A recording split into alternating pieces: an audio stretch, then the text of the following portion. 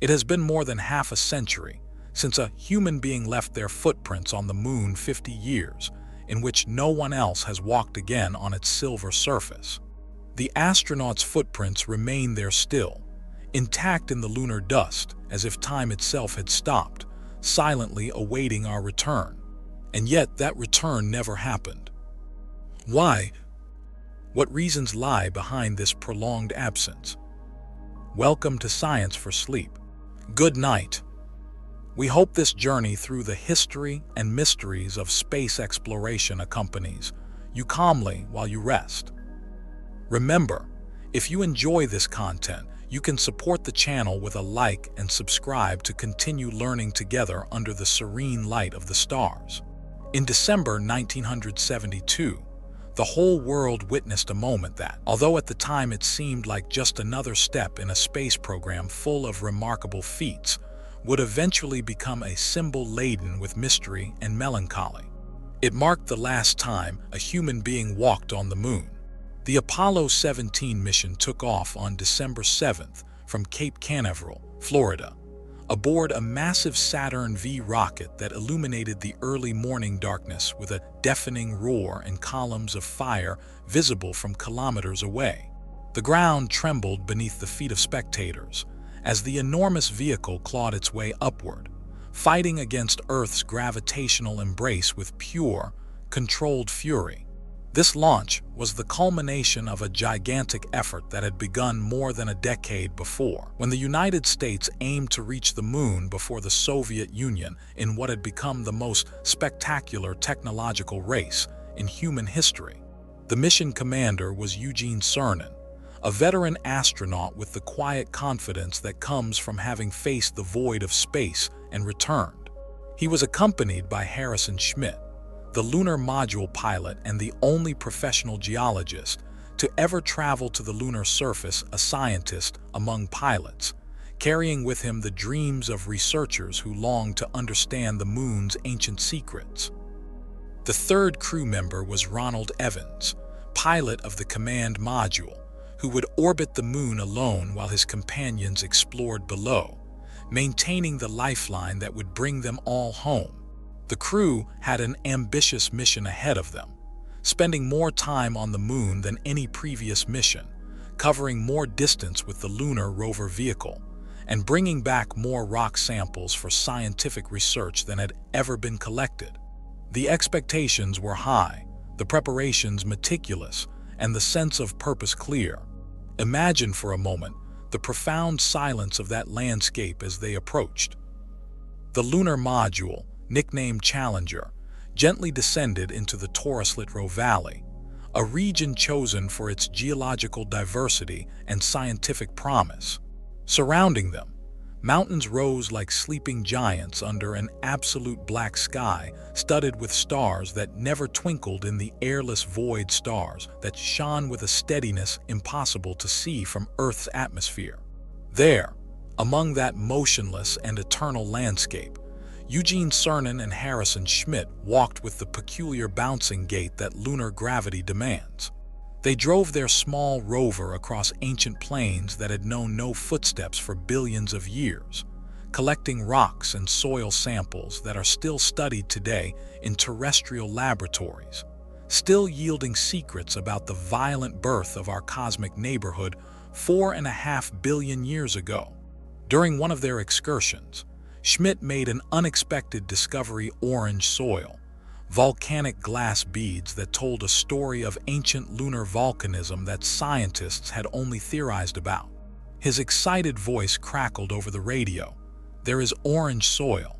It was a moment of pure scientific wonder, the kind that justifies the enormous efforts required to send humans where machines alone cannot fully substitute for the trained eye and flexible mind of a field geologist.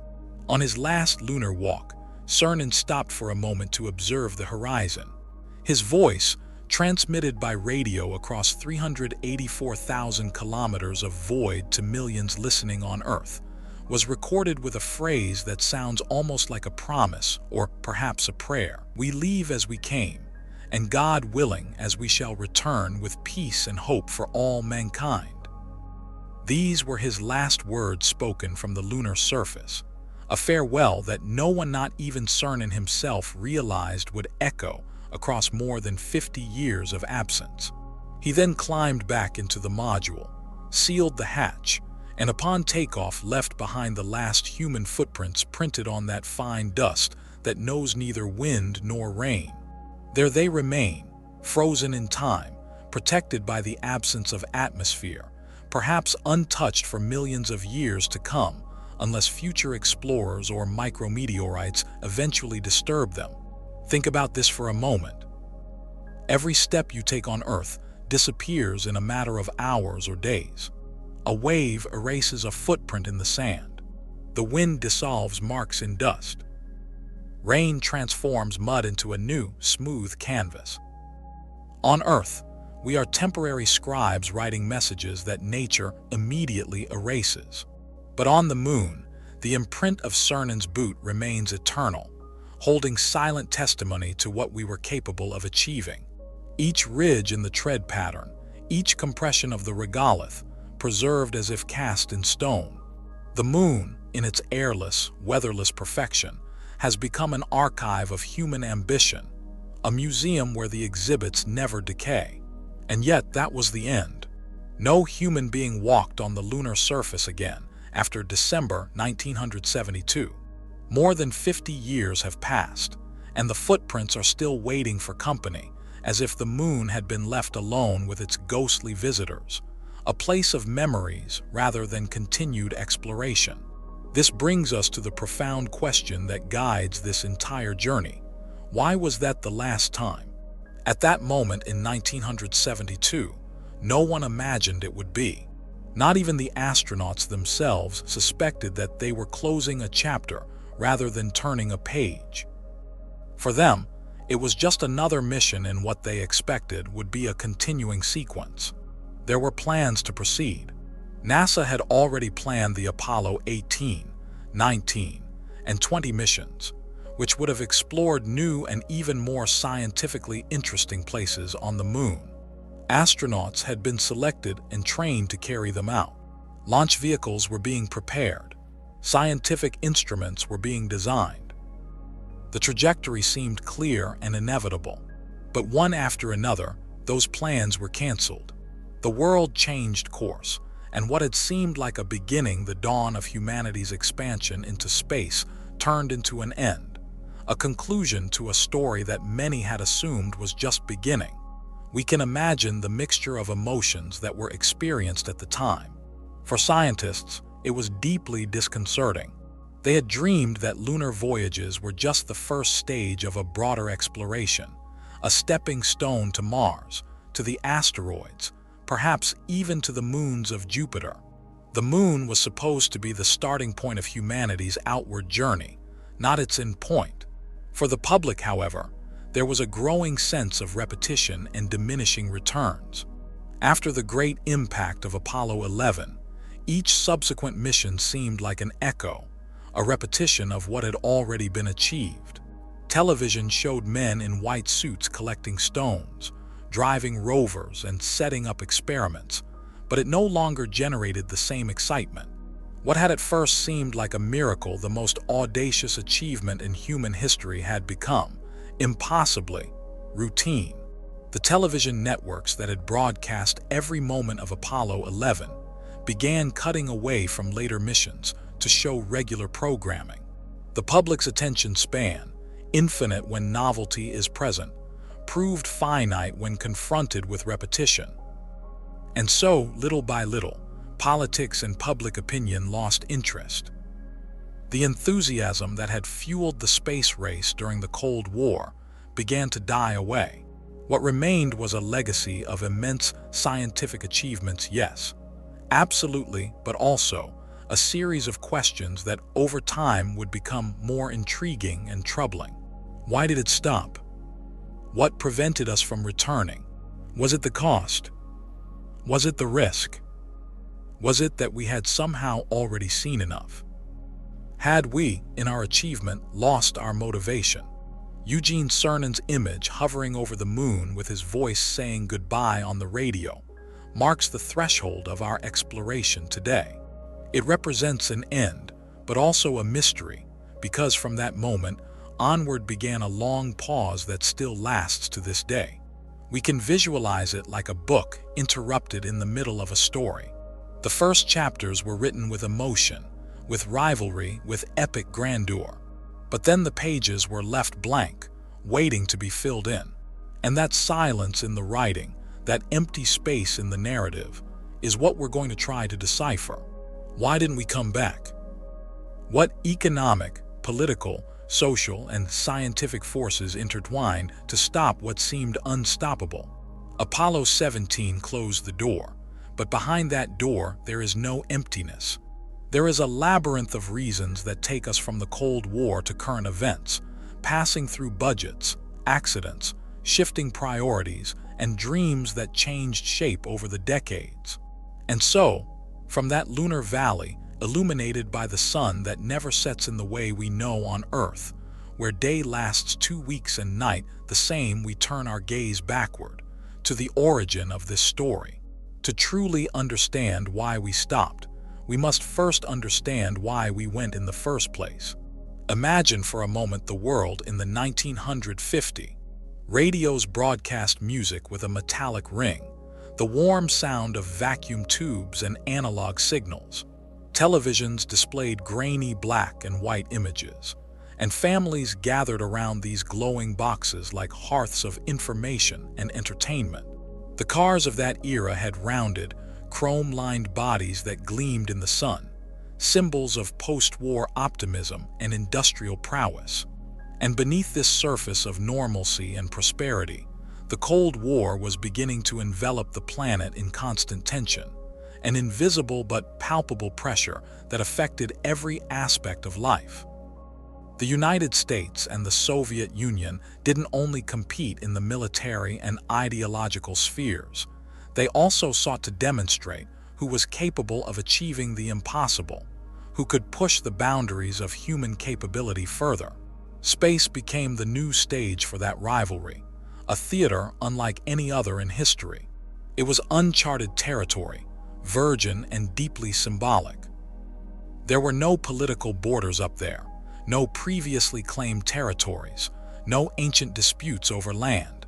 The first nation that managed to conquer that void would possess an incomparable trophy, the ability to say, "We arrived first." In a world divided into spheres of influence, the heavens remained unclaimed, and that made them irresistibly attractive. It all started with a very particular event that sent shockwaves around the world. On October 4th, 1957, the Soviets launched a small metal satellite into space called Sputnik 1.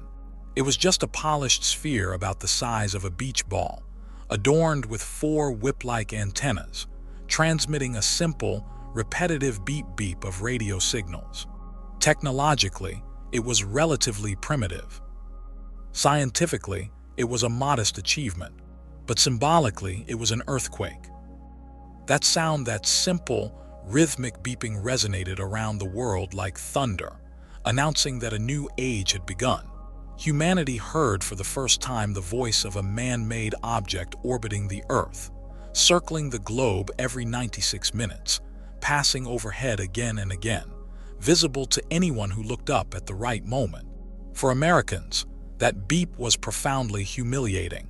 It showed that the Soviet Union had taken the lead in a crucial area of technological competition.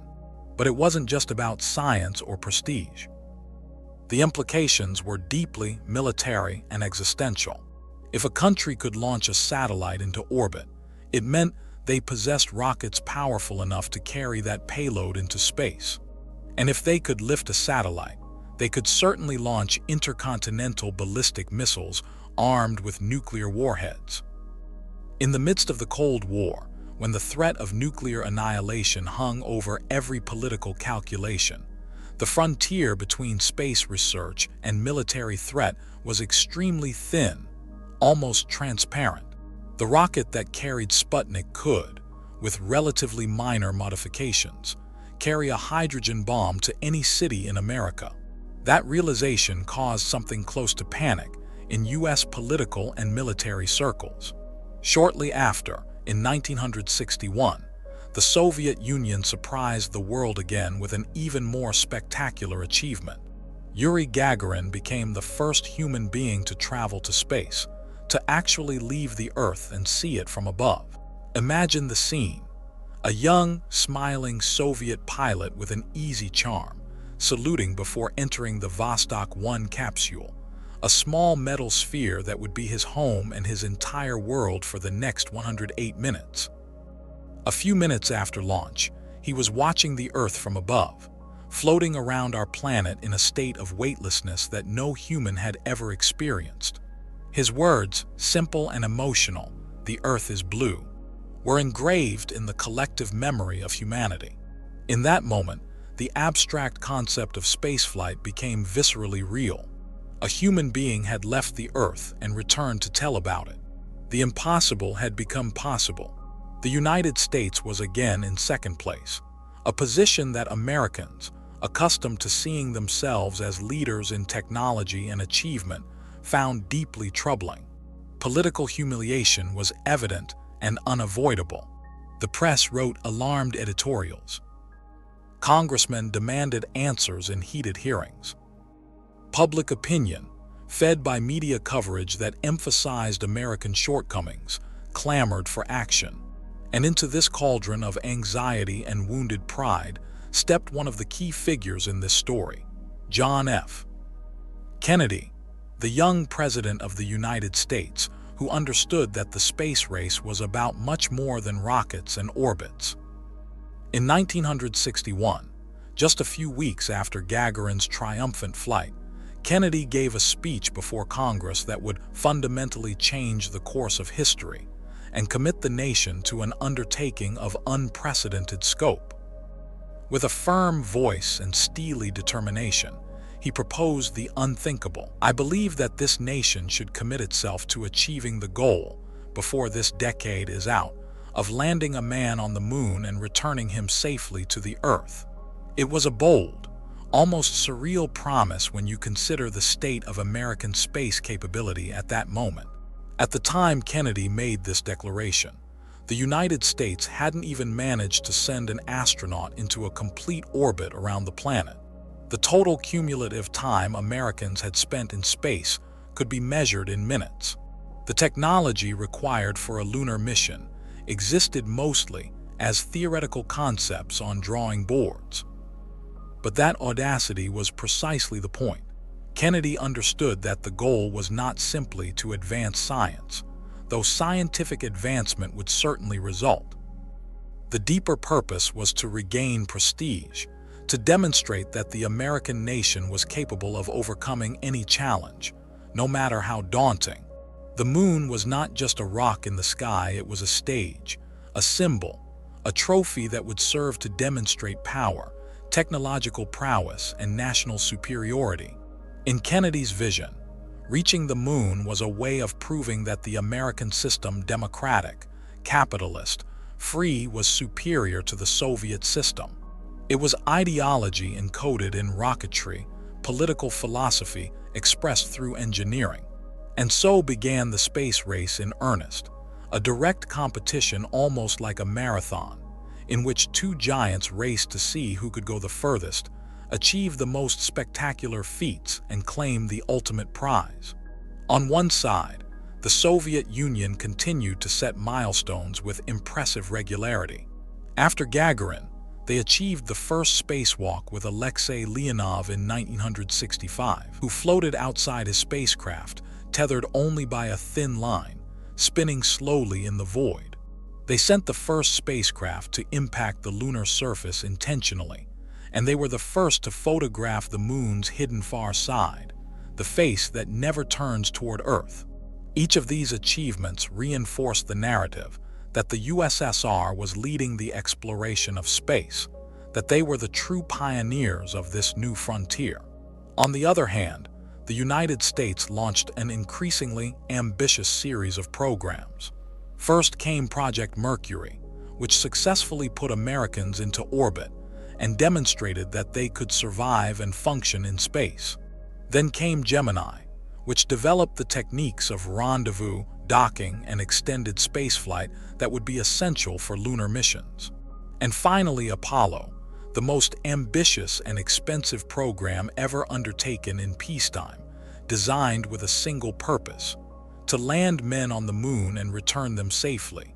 These were steps carefully planned and executed, like rungs on a ladder that led directly to the moon, each one building on the lessons of the previous one. The interesting thing is that behind all this technological deployment, the main objective was not really to colonize the moon, not even to explore it in great depth for purely scientific reasons. The driving purpose was to demonstrate capability, to show that a nation could dream the impossible and make it a reality, to prove superiority in a competition that the whole world was watching. At this point, it's worth making a comparison with something more mundane.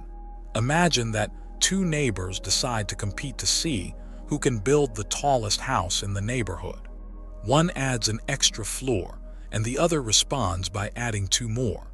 Then the first adds three. It doesn't really matter whether those homes are comfortable, efficient, or practical places to live. What matters is that everyone else in the neighborhood can see from the street which one is the tallest, which neighbor has demonstrated greater capability and resources. Something similar happened with the moon in the context of the 1960. The important thing was to be the first to plant the flag, to achieve the spectacular feat before your rival. And that's exactly what happened in July 1969, in one of the most watched moments in human history, when Neil Armstrong took that first step on the lunar surface and uttered the phrase we all know: "That's one small step for man, one giant leap for mankind." The whole world was watching on television. An estimated 650 million people, nearly a fifth of the entire human population at the time, gathered in front of mostly black and white screens to witness the moment. In living rooms, in town squares, in shop windows, people stood transfixed as grainy images showed a human being descending a ladder onto an alien world.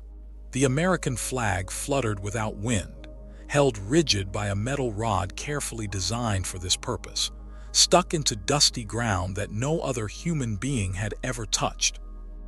That was the apex of the space race, the pinnacle of achievement. The United States had accomplished its goal. They had defeated the Soviet Union in the most symbolic and spectacular challenge imaginable. The finish line had been crossed, the trophy claimed. And yet, from that very moment, the logic and momentum of the race began to transform in ways that would ultimately prove fatal to the continuation of lunar exploration. Because when you reach the finish line in a competition, when you achieve the goal you've been striving toward, the momentum inevitably runs out. The driving force dissipates. Let's think about an actual race for a moment.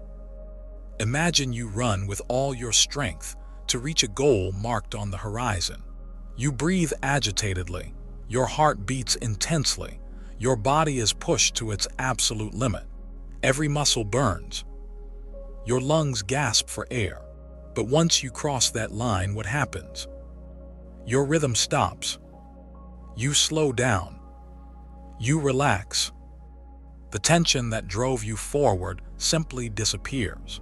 Why would you keep running at that pace if you've already won? Why continue to push yourself to the breaking point when the objective has been achieved? That's exactly what happened with the space race. Once the United States reached the moon, the primary purpose, demonstrating superiority over the Soviet Union, had already been fulfilled. The moon had essentially been a trophy of power, a stage on which to mark a political victory, not primarily a scientific laboratory or a first step toward permanent human colonies in space. The goal had been achievement, not continuation. And so, after the glory of Apollo 11 and the subsequent missions through Apollo 17 in December 1972, a troubling question began to hang in the air, asked in congressional hearings and newspaper editorials and living room conversations. What was the point of continuing to invest so much money, continuing to risk human lives, continuing to organize these gigantic and expensive missions. If the symbolic goal had already been achieved, if the race had been won, then the moon, which had been the center of all eyes and the focus of enormous national effort, began to appear as a stage that had already fulfilled its function. The novelty, the excitement, the surprising achievement had already been witnessed. The impossible had been made possible, and the attention of the world, fickle and always hungry for the next great thing, began to shift to other topics, other concerns, other crises and triumphs closer to home. When we think about trips to the moon, we tend to focus on the more visible and exciting elements. The rocket rising with a roar that makes the ground shake, and the air itself seem to vibrate. The astronauts saluting from their capsules in their bulky white suits. That unforgettable image of a human being descending the lunar module's ladder onto virgin soil. But behind each step in the gray dust, behind every moment of glory broadcast on television, there was a mountain of invested resources, an economic effort so gigantic that in many ways it marked the practical limits of how far one could sustainably go. The Apollo program was not only a technological feat of unprecedented scope, it was also a financial feat that consumed resources on a scale difficult to comprehend. In total, from President Kennedy's initial commitment in 1961 through the final Apollo mission in 1972, the program cost approximately $25 billion of that era's money. Said like that, it may seem like just a large, abstract number. But what is truly striking is to understand what it meant in relation to the national budget and the other priorities that competed for those same resources. In some peak years during the mid-1960s, spending on the space program represented almost 4% of the entire United States federal budget. That's an enormous proportion of national resources dedicated to a single program with a single, specific objective. To put this into perspective with a more relatable example, let's imagine it as a household budget. Suppose a family receives an income of $1,000 per month. They allocate reasonable amounts to food, children's education, rent or mortgage payments, health care, transportation, and other normal expenses. Now, suddenly, imagine this family decides to dedicate $40 out of every 1,004% of their total income exclusively to a project that consists of building giant rockets and sending them to the moon. Month after month, year after year, they maintain this extraordinary level of expenditure on something that provides no immediate, tangible benefit to their daily lives. That's the level of national commitment that the Apollo program represented in the 1960s, and it generated intense and increasingly heated debates. On one side were those who saw the program as a source of immense national pride, a symbol of American leadership in technology and exploration, an investment in science and engineering that would bring benefits in the long term through technological spin-offs and trained personnel. The program employed hundreds of thousands of people, from engineers and scientists to technicians and construction workers. It drove innovations in computing, materials science, telecommunications, and countless other fields. Supporters argued that this kind of ambitious national project brought out the best in people, inspired the young, and demonstrated what could be achieved when a nation truly committed itself to a great purpose. But on the other side, increasingly vocal voices asked pointed and uncomfortable questions. Wouldn't it be better to spend that money on closer, more immediate problems? On schools in inner cities, where children learned in crumbling buildings? On hospitals that lacked modern equipment? On roads and bridges that were deteriorating? On social programs that could lift people out of poverty? The numbers were eloquent and damning. In the middle of the 1960s, while billions of dollars were being spent on rockets and lunar modules, in many American cities there were entire communities, often African American and Latino communities, without access to basic services like adequate housing, healthcare, or quality education. The contrast was stark and troubling, and it fueled both protests and a gradual shift in public opinion. The famous civil rights leader, Martin Luther King Jr., criticized more than once the cruel paradox that there was apparently unlimited money available to travel to the moon, but insufficient resources to solve poverty and racial injustice in the urban slums of the United States. In a speech, he pointed out the irony that America could afford to spend enormous sums to place a man on a lifeless rock hundreds of thousands of miles away, but couldn't find the resources to ensure that all its citizens had decent housing and food. And it wasn't an isolated criticism from one figure. There was a growing perception across broad segments of American society that the space project was, in significant part, a luxury motivated by rivalry with the Soviet Union, rather than by any real, pressing need of humanity, or even of Americans themselves. Now, if we take that figure of $25 billion from the 1960 and adjust it for inflation to current values, we're talking about well over $150 billion in today's money. To give you a clearer idea of what that represents, it's roughly the same as what it would cost to build dozens of modern, large international airports, or to finance multiple years of comprehensive public health programs across entire countries, or to provide free university education to millions of students. It's an almost incomprehensible sum, representing a level of national commitment that's difficult to imagine outside of wartime. It's interesting to think about this with more everyday examples that make the scale comprehensible. Imagine if today we decided to repeat the Apollo program from scratch, with current technology but the same scope and ambition. It would be as if a country dedicated resources equivalent to building thousands of modern, fully equipped hospitals over the course of a decade, or providing free, high-quality university education to millions of students for years, or guaranteeing comprehensive health services to millions of people who currently lack them. All of that concentrated wealth and effort, all those resources and that human ingenuity, focused on the single goal of placing a handful of human beings on the surface of the moon for brief visits.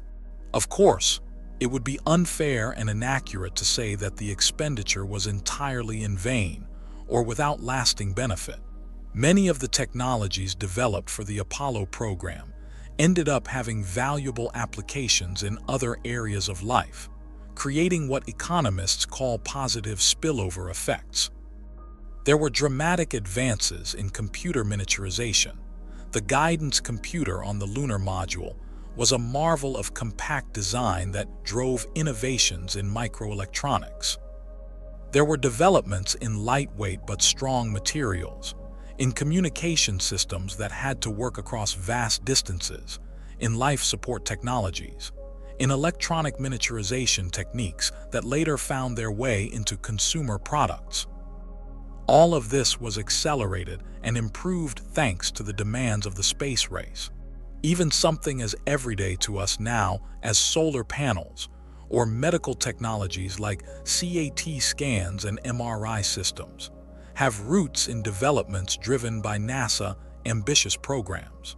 But at that time, in the late 1960s and early 1970s, the political and social calculus was different from today's historical perspective. The national pride generated by the successful missions had to be weighed against practical questions that became more insistent as the novelty wore off. Is it really worth it?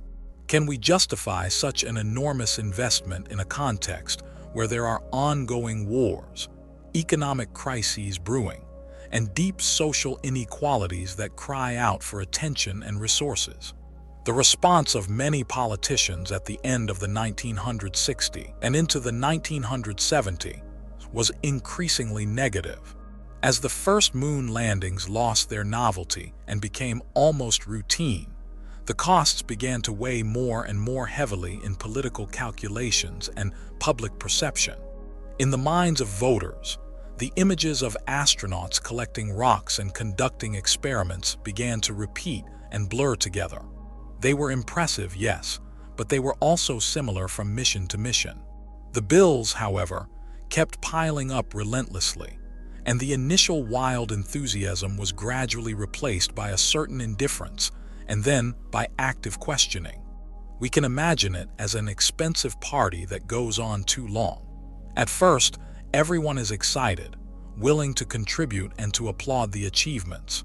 The first guests arrive, the music plays, the celebration is in full swing, and it all seems justified and wonderful. But when the party drags on for hours, and then days, when the costs keep rising and rising, when people grow tired and the initial excitement fades, the awkward questions begin. Is it really necessary to keep this going? Don't we need another rocket launch? Wouldn't it be better to invest in fixing what we have down here, addressing problems we can see and touch? That questioning, that shift in public mood, was a major reason why the missions Apollo 18, 19, and 20 were ultimately canceled. There were astronauts already selected and trained, men who had dedicated years of their lives to preparing for missions that would never happen. There were launch vehicles under construction, scientific instruments being designed, landing sites carefully chosen for their geological interest. But the resources were reallocated, redirected toward other priorities. NASA was ordered by political leaders to focus on projects deemed more practical and with more immediate, visible benefits, such as the development of the reusable space shuttle and orbital space stations that would operate closer to Earth. If we look at it from a broader historical and sociological perspective, this shift is not particularly surprising. The history of humanity consistently shows that societies tend to prioritize what is immediate versus what is transcendental but distant. It's like choosing between repairing the leaking roof of your house, a pressing, obvious need, or investing in an expensive telescope to look at the stars, which is wonderful but not urgent. Both are valuable in their own ways. Both contribute something to human life. But when money is tight and choices must be made, everyday urgency almost always wins over distant dreams. Necessity trumps inspiration when resources are limited. And thus, what had been an absolute national priority in the mid-1960s, reaching the moon before the Soviets, became a luxury that was increasingly difficult to sustain and justify in the early 1970s. Apollo 17 ended up being the last mission, not only because the symbolic objective had been achieved and the race won, but also because the ongoing cost was simply unsustainable when weighed against America's pressing domestic priorities. Ending the Vietnam War, addressing urban poverty and racial tensions, managing an economy that was beginning to show serious strains. When we think about this today, we might ask ourselves, if we decided to return to the moon with a similar program now, would it even be possible? The answer is complex and multi-layered. With current technological advances, building rockets and lunar modules would certainly be more efficient, safer, and in some ways easier than it was in the 1960s. We know so much more now. Computer technology alone has advanced beyond what the Apollo engineers could have imagined. But the cost would still be gigantic, truly enormous, although perhaps distributed differently thanks to the potential participation of private aerospace companies and international cooperation that could spread the burden across multiple nations and entities. Even so, even with these potential advantages, the numbers remain staggering. NASA estimates that the Artemis program, the current project designed to return humans to the moon sometime in this decade, could exceed $90 billion in total costs. That's a huge amount of money by any measure, although it's actually smaller as a proportion of the national budget than what Apollo represented in the 1960s. The United States economy is much larger now, so the relative burden is less, but the absolute numbers are still breathtaking. In a way, this is the great lesson from the past that we must absorb. Reaching the moon was possible in the 1960s, then early 1970, because there was a clear political decision to spend without looking back, to commit resources on a scale usually reserved for major wars. It was a colossal bet, a national gamble that probably could only occur in a context like the Cold War, where ideological competition with the Soviet Union justified investments that, in any other scenario, would have seemed absurd and unjustifiable to the majority of citizens and their elected representatives. The astronomical cost of the Apollo program was not simply an accounting obstacle or a budgetary inconvenience. It was, in a very real way, the true limit that marked the end of the first era of human lunar exploration. Because after having spent so much, so quickly, and having achieved the great symbolic victory of beating the Soviets to the moon, it became extraordinarily difficult to convince society and the politicians who represented them that it was worth continuing to do so, worth continuing to spend billions to send more astronauts to collect more rocks from a place we had already been. We can think of this with a travel metaphor that makes the psychology clear. Imagine driving thousands of kilometers on a long road trip until you reach an impressive, remote destination, perhaps a spectacular natural wonder. You arrive after a grueling journey. You take photos to commemorate the achievement. You enjoy the experience. You feel the satisfaction of having made it. But then, when you calculate the expense of gasoline, tolls, vehicle wear and tear, hotel stays, time away from work, and all the other costs, you start to seriously question whether it would be worth repeating the same journey many times over. Maybe you decide it was a unique, once-in-a-lifetime experience, absolutely unforgettable and worthwhile, but not necessarily something you need to do again and again, especially when there are so many other places to visit and so many other ways to spend your limited time and money. Something similar happened with humanity's relationship to the moon. It was an epic journey, certainly one of the greatest achievements in human history. But it was too expensive, too risky, too demanding of resources to become routine, to transform from a special expedition into a regular commute. And so the immense weight of costs was added to new doubts and changing priorities, because if spending so much money was already questionable, there was another element that made continuation even more difficult to justify: the profound human risk involved in every single mission. When we think of the astronauts who traveled to the moon, we usually imagine them as invincible heroes, almost mythological figures with gleaming helmets and pristine white suits, walking with slow, bouncing steps under a black sky studded with unwavering stars. They appear in our imagination as supermen, immune to fear and danger. But behind that epic image, beneath those protective suits, there were human beings of flesh and blood and bone, fundamentally fragile, deeply vulnerable, facing a hostile environment where any mistake, any equipment malfunction, any stroke of bad luck could be instantly fatal. The trip to the moon was not just an extraordinarily long journey, it was venturing into a territory full of invisible dangers that could kill in countless ways. One of the most disturbing and insidious dangers was radiation. Here on Earth, we live protected by two invisible guardians that we rarely think about but that are absolutely essential to our survival: the atmosphere and the magnetic field. Together, they form a kind of protective shield that guards us from the deadly charged particles and cosmic rays that travel through space at unimaginable speeds, approaching the speed of light. Without these protections, every walk outdoors would be lethal within hours, perhaps even minutes. Our cells would be torn apart at the molecular level by high-energy particles.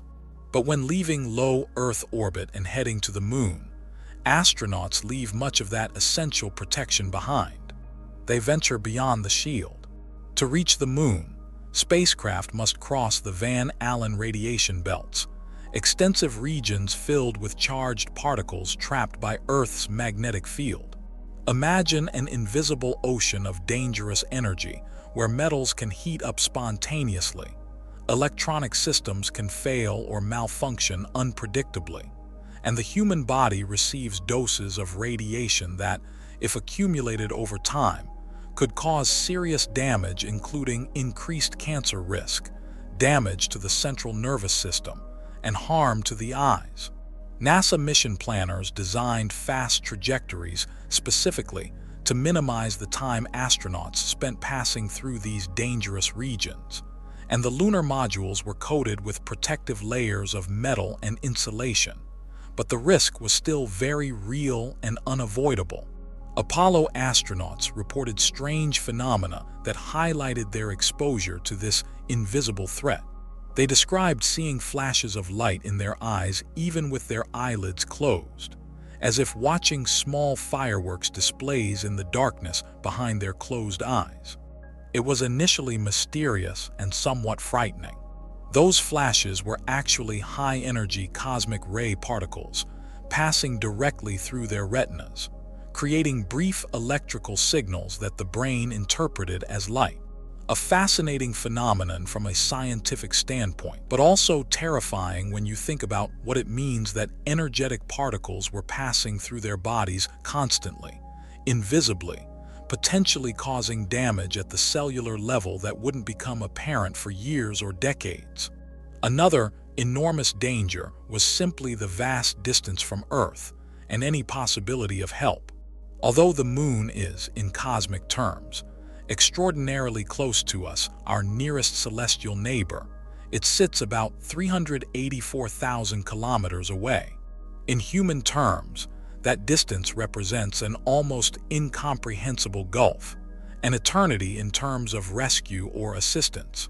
For comparison, the International Space Station orbits at an altitude of only about 400 kilometers above Earth's surface.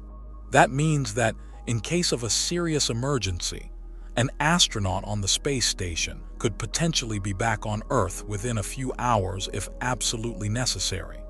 Rescue missions, while difficult and risky, are at least theoretically possible. But on the Moon, the situation was and remains completely and terrifyingly different. If something went catastrophically wrong in the lunar module or in the command module during the return journey, there was no possibility of quick rescue, no emergency ships standing by, no intermediate bases where help might be found. The astronauts were completely and utterly alone, separated from any assistance by 3 days of travel through the void, depending entirely on every screw, every valve, every fuel line, every electronic circuit working perfectly according to plan. A mistake in the trajectory calculations, an oxygen leak that couldn't be patched, an engine failure at a critical moment, and the mission could transform into an unstoppable tragedy with no possibility of rescue or return.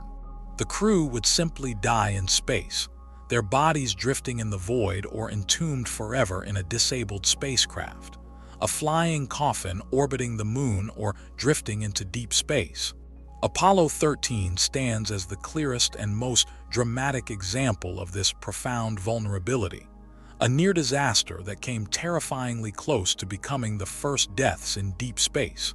In April 1970, as the spacecraft headed toward the Moon for what was supposed to be the third lunar landing, one of the oxygen tanks in the service module suddenly exploded with devastating consequences. The cause was a combination of damaged insulation and an electrical short, a seemingly minor defect that became catastrophic in the unforgiving environment of space. The phrase spoken by astronaut Jack Swigert, "Houston, we've had a problem," became permanently engraved in the collective memory of humanity, a masterpiece of understated calm in the face of mortal danger. From that moment forward, 3 men were trapped in a severely damaged spacecraft more than 300,000 kilometers from Earth, with limited oxygen, limited power, limited water, and a very real possibility of dying in space, far from home, far from any help. The lunar landing was immediately abandoned. The mission became purely about survival. The astronauts moved into the lunar module, designed to support 2 men for 2 days, and used it as a lifeboat to support 3 men for 4 days. They endured freezing temperatures as power was cut to nearly nothing to conserve the batteries. They breathed air that grew increasingly laden with carbon dioxide, until engineers on the ground devised an improvised scrubber system using materials at hand. They rationed water to the point of severe dehydration. The feat of bringing them back alive was genuinely a miracle of engineering and teamwork, of brilliant problem-solving under impossible pressure, of courage and determination both in space and on the ground. But it was also a brutal, unmistakable reminder of how close humanity came to disaster, how thin the line was between triumph and tragedy. The world watched and waited anxiously as the spacecraft swung around the moon using its gravity to slingshot back toward Earth, and then endured the agonizing days of the return journey. Would they make it? Would their improvised solutions hold together? Would they survive re-entry? The relief when the capsule splashed down safely in the Pacific Ocean was overwhelming and global. But the message was clear. Space exploration, especially travel beyond Earth orbit, carried enormous risks that could not be eliminated no matter how careful the preparations. And Apollo 13 wasn't the only episode that highlighted these dangers. In fact, even before manned flights to the moon began, there were tragedies that shocked the space program and the nation. Apollo 1 ended in horrific flames during what was supposed to be a routine ground test in January 1967. The 3 astronauts participating, Gus Grissom, Ed White, and Roger Chaffee, died trapped inside their capsule within seconds when a short circuit caused a fire. The capsule had been pressurized with pure oxygen to simulate space conditions, and this turned even a small spark into an instant, unsurvivable inferno. The flames spread with terrifying speed in the oxygen-rich environment. The men couldn't escape because the hatch was complex and time-consuming to open, requiring several minutes even under ideal conditions. By the time rescuers could open it from outside, all 3 were dead. It was a devastating blow for NASA, for the space program, and for the nation. It was a stark reminder that space exploration carried real costs, not just in dollars but in human lives. Every advance, every step forward came with genuine human risk that could suddenly, and without warning, become human tragedy.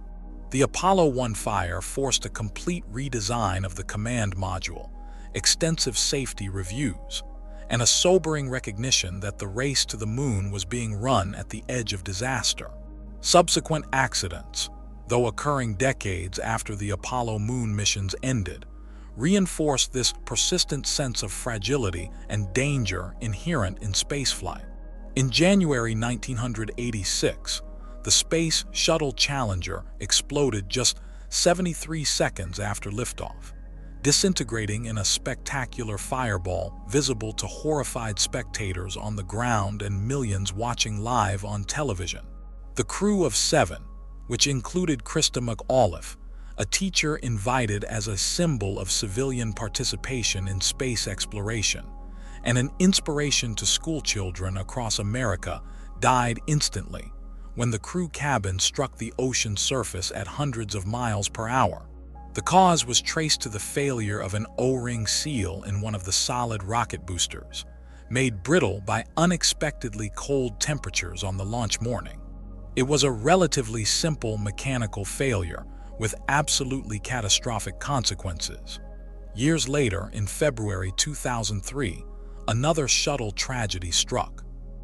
Columbia disintegrated during re-entry into Earth's atmosphere, breaking apart over Texas and spreading debris across hundreds of miles. All 7 crew members were killed.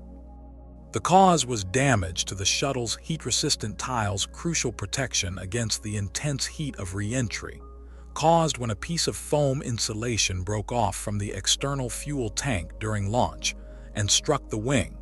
It seemed like such a minor event at the time, barely worth noting. But that small piece of foam created a breach that allowed superheated plasma to enter the wing structure during re-entry, leading to structural failure and the loss of the vehicle and crew. Although these particular accidents occurred decades after the Apollo missions to the Moon, they were, and are part of the same larger narrative about human space exploration. Space is dangerous. Every mission carries with it the genuine possibility of losing human lives. The engineering margins are thin. The environment is absolutely unforgiving of mistakes. And this fundamental reality never goes away, no matter how much experience we gain or how much technology advances. Each disaster reinforces the lesson that we are pushing against natural limits, that we are doing things humans were never evolved to do, in places where humans cannot survive without constant technological life support. On a technical level, beyond the broad categories of radiation and distance and the possibility of catastrophic accidents, there were also countless specific risks and potential points of failure. The Saturn V rockets were colossal machines, marvels of engineering standing over 110 meters tall, taller than the Statue of Liberty, and consisting of literally millions of individual parts. A single faulty valve, one defective wire, one cracked fuel line, one incorrectly installed bolt could potentially ruin an entire mission or cause a catastrophic explosion. Engineers worked with minimal margins of error in almost every system, pushing the boundaries of what was technically possible, and yet they knew with absolute certainty that they couldn't control everything. There were too many variables, too many potential failure points, too many ways for things to go wrong. Let's think for a moment about what it truly means to entrust your life to a rocket of that enormous size. It's like climbing onto a skyscraper that's been filled completely with highly explosive fuel, lighting a controlled fire at the base hot enough to melt steel, and then hoping that every single one of those millions of parts works exactly as planned. It's a choreography of fire, metal, extreme temperatures, violent vibrations, and extraordinarily complex mathematics.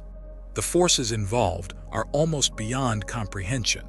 The main engines of the Saturn V burned through thousands of kilograms of fuel per second. The temperatures in the combustion chambers exceeded 3,000 degrees Celsius.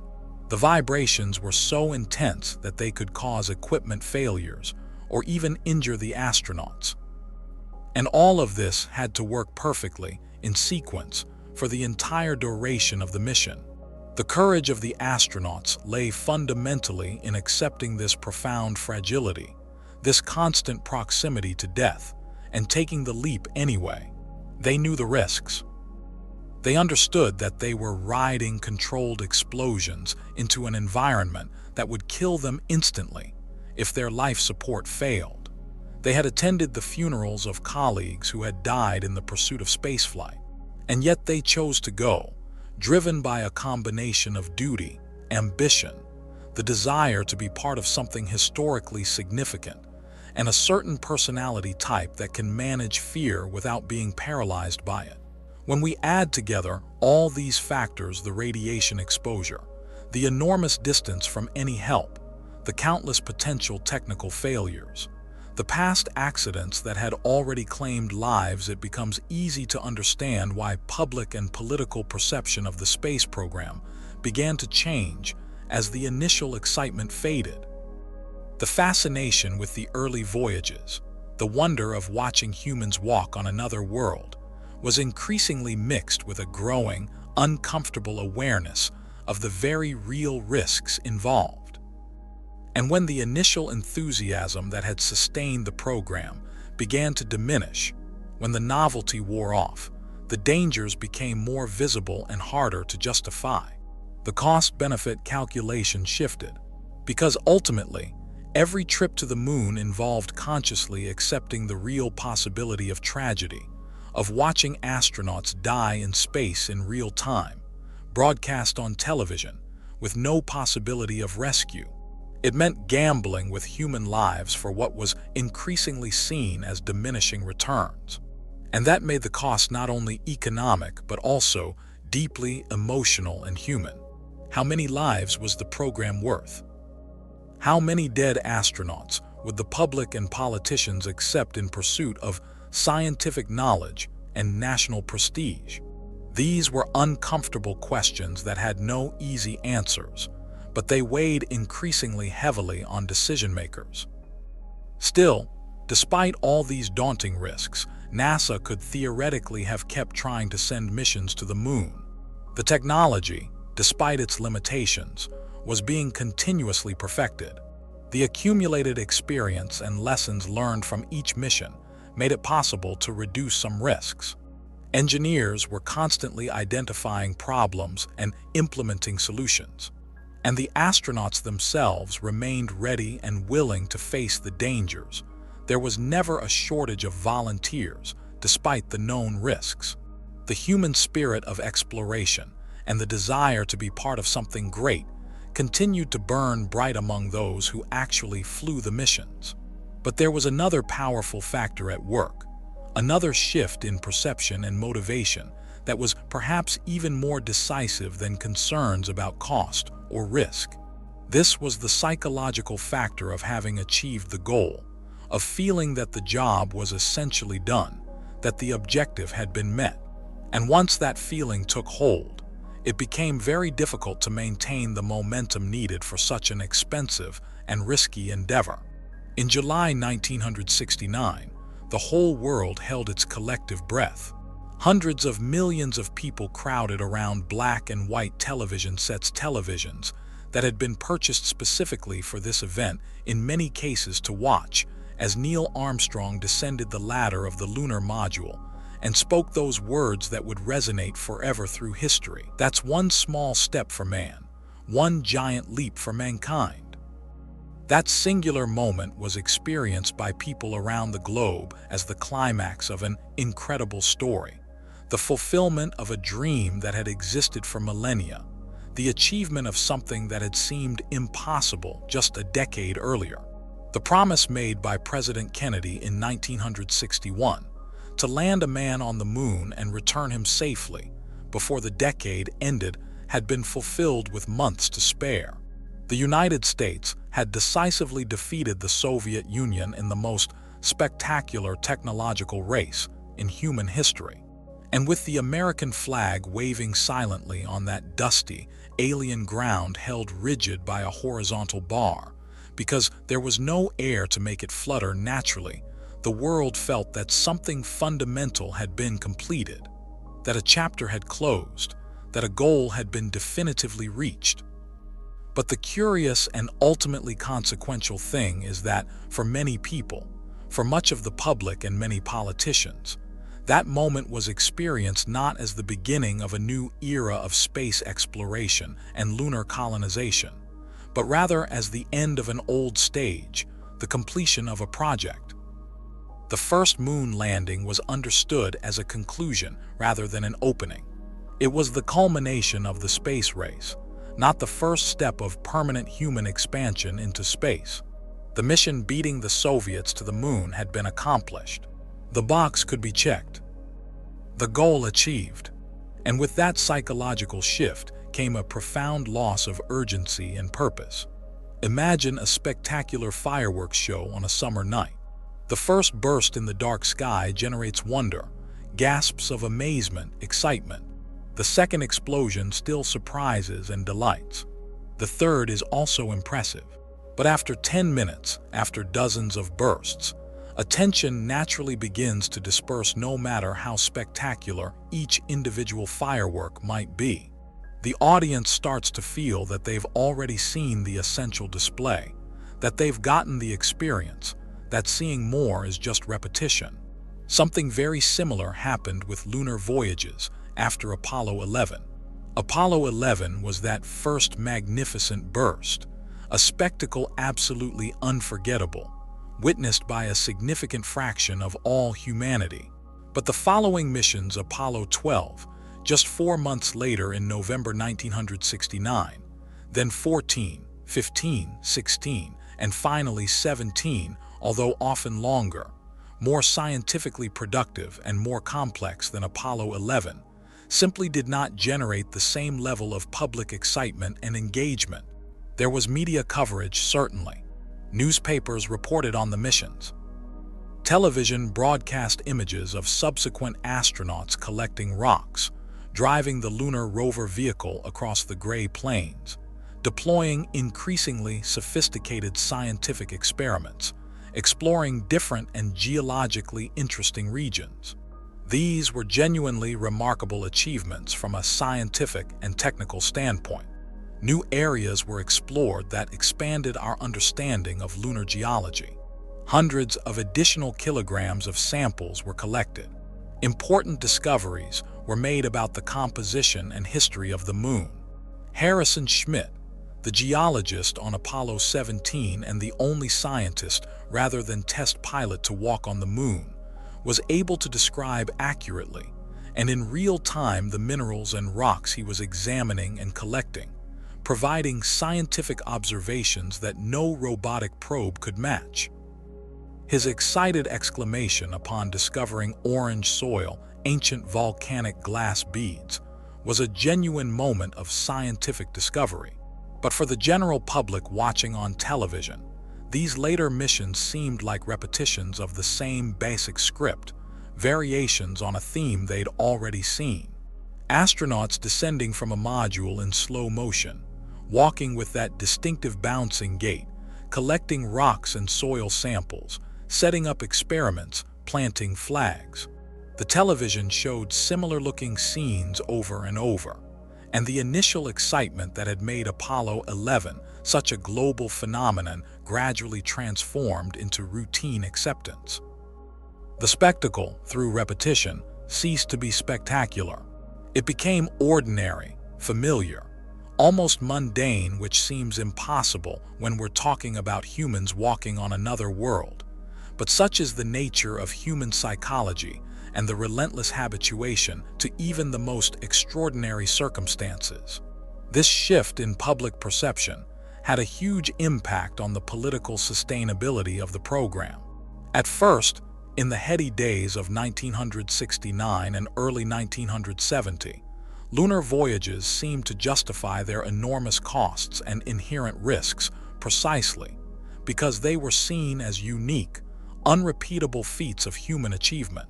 But once the world had already witnessed one successful moon landing, and then another, the subsequent missions seemed progressively less urgent, less essential, less worthy of the continued expenditure of vast resources. In the minds of many voters, the ordinary citizens whose opinions ultimately shaped political decisions through elections and public pressure, the question became simple and direct. Why spend billions of additional dollars repeating something we've already done? Why continue to risk astronauts' lives going to the same place over and over? Haven't we already proven we can do it? What more is there to gain that's worth such enormous continued expense? The astronauts themselves perceived and were affected by this shift in public mood. Neil Armstrong, who upon returning from Apollo 11 had been greeted as a global hero, perhaps the most famous person on Earth at that moment, later commented with some sadness and bewilderment that public enthusiasm declined surprisingly and disappointingly quickly. The initial glory, the parades and celebrations and sense of having accomplished something epoch-making, was replaced within just a year or two by a certain public indifference. It was as if humanity, having achieved the seemingly impossible, had simply checked off travel to the moon on some cosmic to-do list, and was now looking for new topics on which to focus attention. The extraordinary had become ordinary through achievement. Let's think about something from everyday life that illustrates this very human tendency. When we acquire a new device, perhaps a smartphone, or a television, or a car, it seems fascinating to us in the first days and weeks. We examine it constantly, explore all its features, show it proudly to friends and family, feel genuine excitement about possessing it. But over time, inevitably, it becomes simply part of the background of our lives, just another tool, something common and unremarkable. The initial wonder fades into familiarity. We stop really seeing it or appreciating it. With humanity's relationship to the moon, something remarkably similar occurred.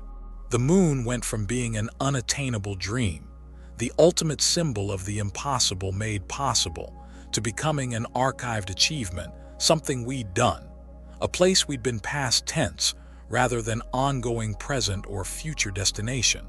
In addition to this psychological habituation, the historical and political context of the early 1970s played a crucial role in accelerating the decline of the lunar program. While NASA continued sending missions to the moon, the United States was facing multiple serious and pressing internal problems that demanded attention and resources.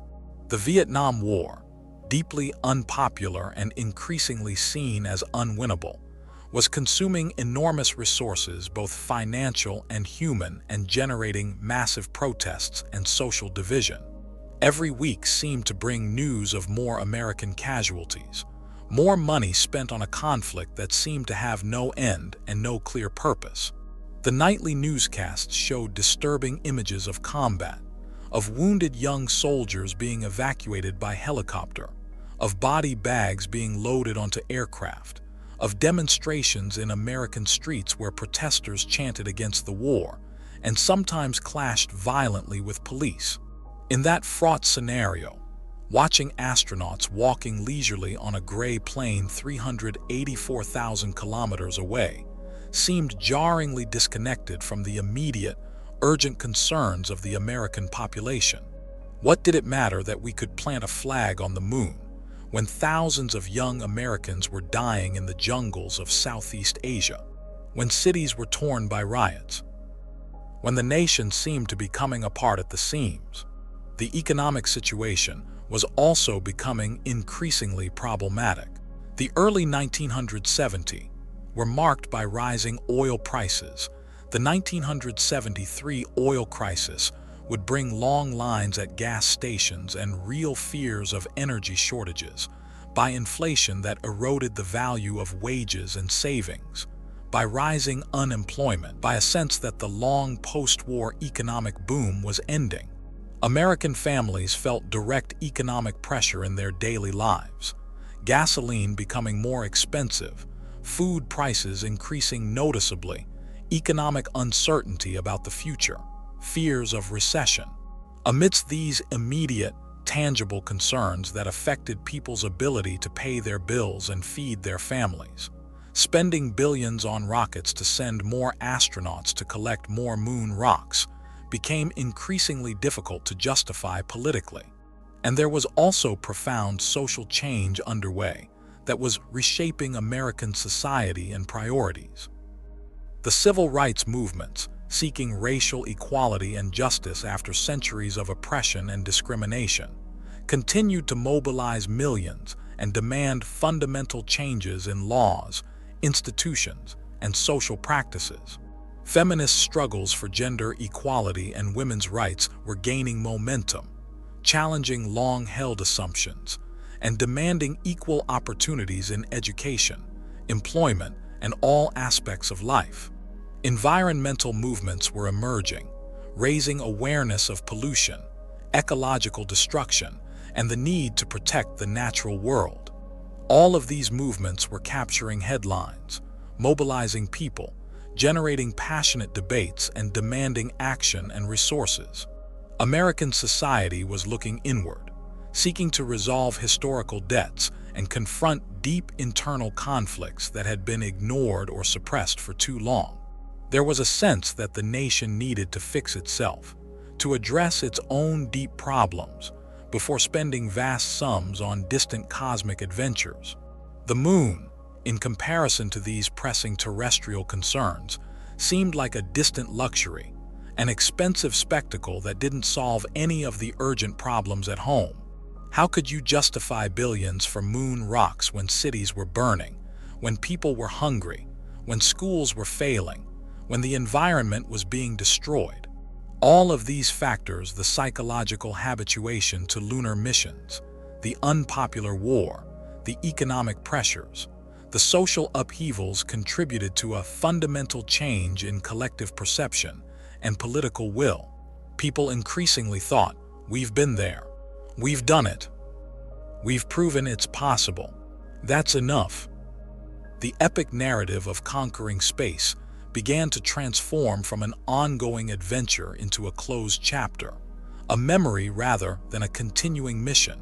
The trip to the moon stopped being seen as an exciting future goal and became instead a chapter in the history books, something that had happened in the past, an achievement to be proud of but not necessarily to repeat endlessly.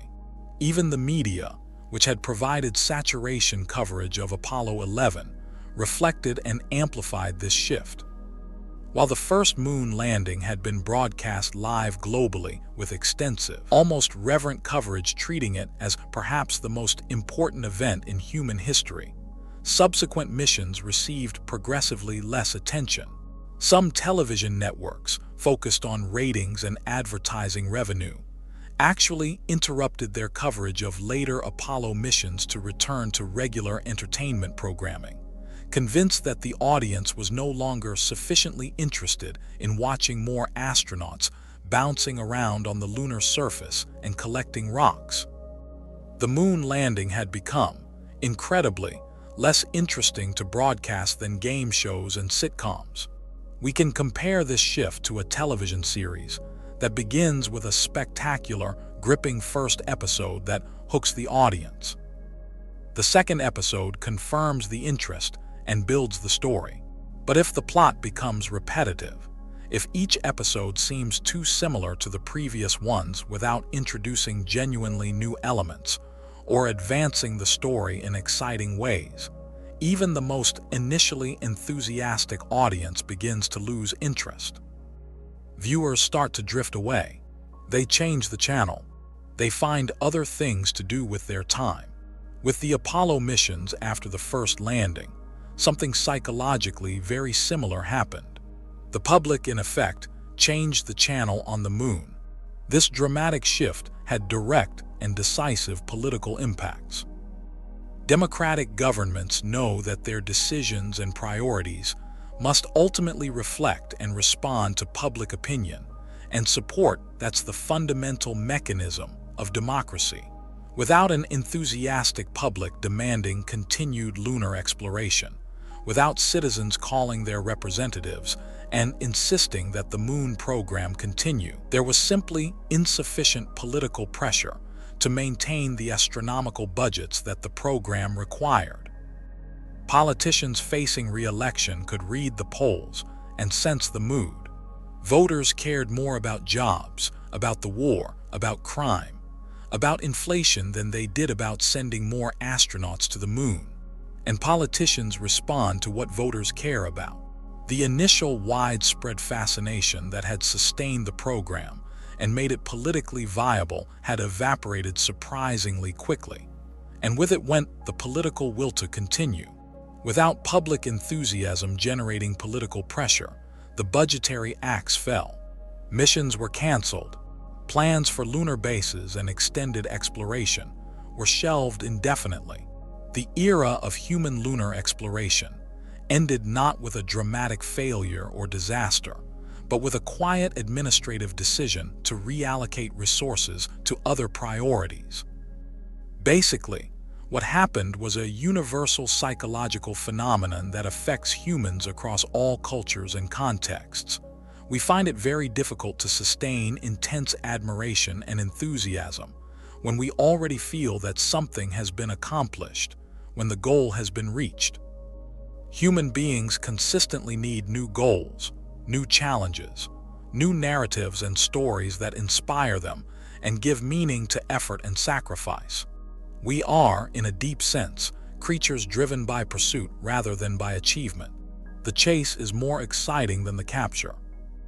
And in the 1970s, the moon simply no longer fulfilled that crucial role of inspiring goal. It had been reached. The challenge had been met. The impossible had been made possible. The dream had been realized. And having been achieved, it no longer commanded the same emotional power.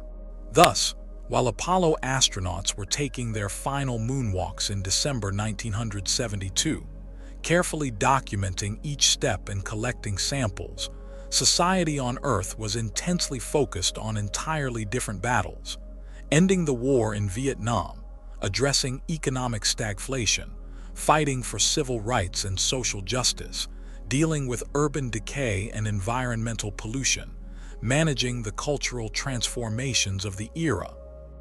The moon, which just 3 years earlier had been the absolute center of global attention, went from being a glowing symbol of humanity's unlimited future to becoming a glorious but completed memory, an achievement to reference with pride but not to actively continue. And when society stopped looking upward toward the moon with wonder and anticipation, when people's attention shifted elsewhere, governments very predictably stopped investing in returning there. The money flowed toward other priorities, other problems, other goals. When trips to the moon stopped after Apollo 17 return in December 1972, when the last astronauts climbed out of their recovery helicopter and humanity's direct physical exploration of another world came to an end, that didn't mean that science simply forgot about our nearest neighbor or lost interest in understanding it. On the contrary, the moon remained intensely observed, carefully studied, and systematically mapped with increasing precision and sophistication. The difference was that it was no longer human beings in pressurized suits directly exploring the surface, but rather increasingly sophisticated machines and instruments designed to observe from orbit or from Earth's surface.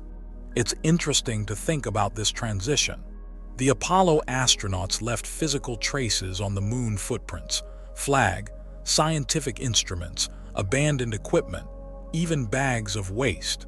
But the vast majority of detailed knowledge we have about the moon today actually comes from robotic probes, from orbiting satellites equipped with advanced sensors, from powerful Earth-based telescopes, and from the painstaking analysis of the samples the astronauts brought back.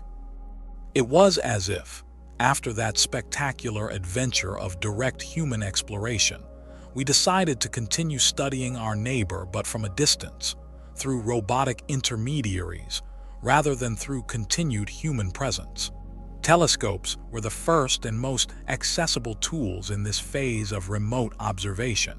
From Earth, increasingly powerful observatories equipped with better optics, and eventually with adaptive optics that could compensate for atmospheric distortion, allowed scientists to study lunar craters in detail, to measure the composition of surface materials through spectroscopic analysis of reflected sunlight, and even to identify areas that might contain water ice in permanently shadowed polar craters. The Hubble Space Telescope, launched into Earth orbit in 1990 and freed from the distorting effects of the atmosphere, contributed extremely high-resolution images and spectroscopic data that allowed analysis of details impossible to discern clearly from Earth's surface, despite the moon's relative proximity.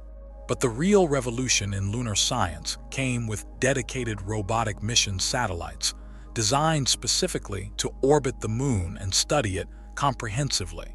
NASA, although no longer sending astronauts, continued to launch unmanned missions that dramatically expanded our understanding.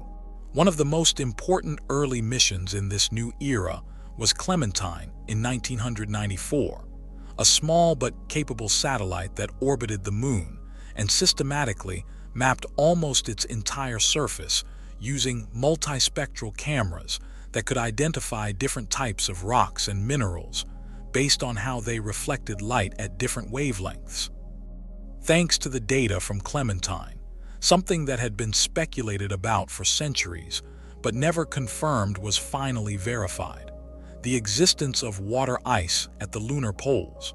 For decades, scientists had assumed the moon was completely dry, a desiccated ball of rock and dust without any water whatsoever. The Apollo samples had been carefully analyzed and found to be utterly devoid of water or hydrated minerals. But Clementine's data suggested something different might exist in the unique environment of the polar regions. Later, in 1998, the Lunar Prospector mission provided even stronger evidence. This spacecraft, also in lunar orbit, carried a neutron spectrometer that could detect hydrogen atoms, a key indicator of water ice. The mission discovered significant concentrations of hydrogen at both lunar poles, strongly suggesting large deposits of frozen water hidden in craters that never receive sunlight, where temperatures remain perpetually below -150°C, cold enough to trap water ice essentially forever. These findings fundamentally rekindled scientific and eventually commercial imagination about the moon. The moon was not the completely desiccated desert scientists had believed it to be for decades. That ice hidden in permanently dark corners could potentially be absolutely key for future human colonies and exploration, because water represents not just something to drink, though that's obviously crucial, but also a source of oxygen for breathing when split by electrolysis, and a source of hydrogen for rocket fuel. Discovery of water ice transformed the moon from a dead rock into a potential resource base, a cosmic gas station and supply depot that could support deeper exploration of the solar system. While NASA continued its lunar studies, other countries joined the new wave of exploration, no longer content to simply watch as America and the Soviet Union dominated space. Post-Soviet Russia, heir to the impressive space tradition of the USSR, maintained continued interest in the moon, though with fewer financial resources than during the space race era, and with less ability to mount major missions. Japan, through its space agency JAXA, launched the Selene mission, also known by its nickname Kaguya, in 2007.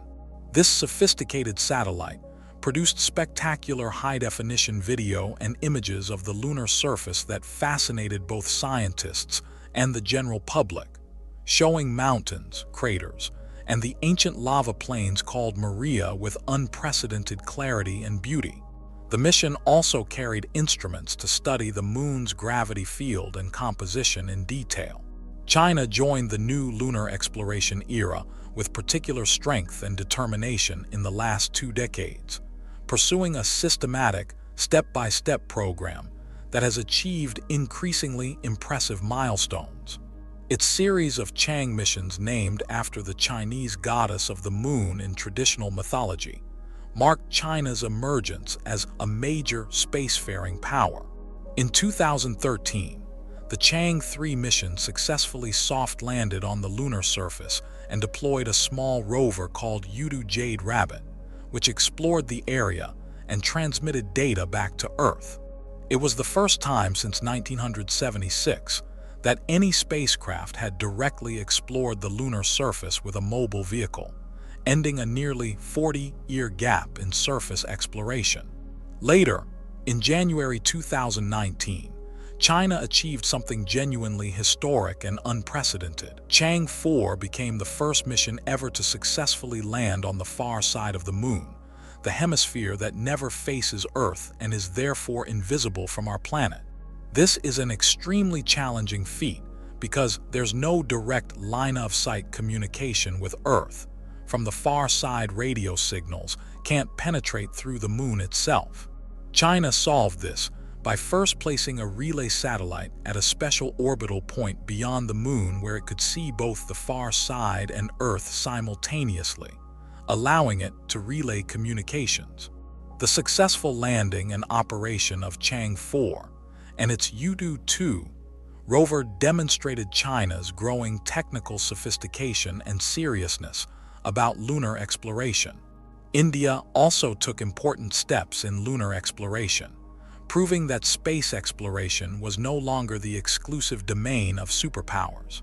The Chandrayaan-1 mission launched in 2008 independently confirmed the presence of water molecules in the lunar regolith through its own instruments, corroborating earlier findings. Then, in August 2023, India achieved something even more remarkable and challenging. The Chandrayaan-3 mission successfully landed near the lunar South Pole, one of the most scientifically interesting and potentially resource-rich areas of the Moon. This made India only the fourth country ever to achieve a soft landing on the Moon, after the Soviet Union, the United States, and China, an impressive achievement for a nation's space program. All these missions, American, Russian, Japanese, Chinese, Indian, and others, have added crucial pieces to an increasingly detailed and comprehensive puzzle of lunar understanding. Today, we have extraordinarily high-resolution topographic maps showing every crater and boulder, comprehensive mineral inventories, identifying different rock types and their distributions, detailed data on surface temperature variations, precise measurements of the Moon's gravity field that reveal internal structure, and analysis of its residual magnetic field that tells us about its ancient history. In other words, we know the Moon more precisely, in greater detail, with deeper understanding than we could ever have imagined possible during the time of Apollo, when our knowledge was limited to what a few astronauts could observe during brief visits. We can think of this as being analogous to a long-distance relationship after an intense in-person connection. In the 1960s, humanity visited the Moon in person with all the drama, excitement, and direct visceral experience of a face-to-face encounter. We touched it, walked on it, breathed recycled air while standing on its surface, felt its reduced gravity, saw Earth hanging in its black sky. But then, in the decades that followed, we've kept in touch through what might be thought of as letters, photographs, and video calls represented by probes, telescopes, satellites, and the ongoing analysis of Apollo samples. It's obviously not the same as being there, as experiencing it directly, but it has allowed us to learn about the Moon in depth, to understand it scientifically far better than the brief Apollo visits could ever have achieved, all without the tremendous risks and costs of sending humans. This strategy of robotic exploration had clear and compelling advantages that made it politically sustainable when human missions were not. Robots don't need air to breathe, food to eat, water to drink, or rest periods for sleep.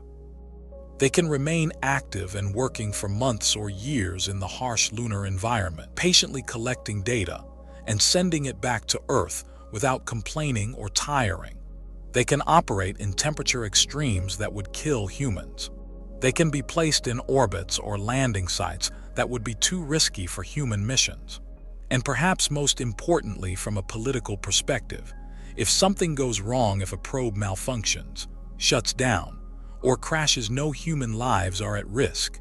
The cost is purely financial, and the loss, while disappointing scientifically, doesn't generate the kind of public anguish and political crisis that would follow the death of astronauts.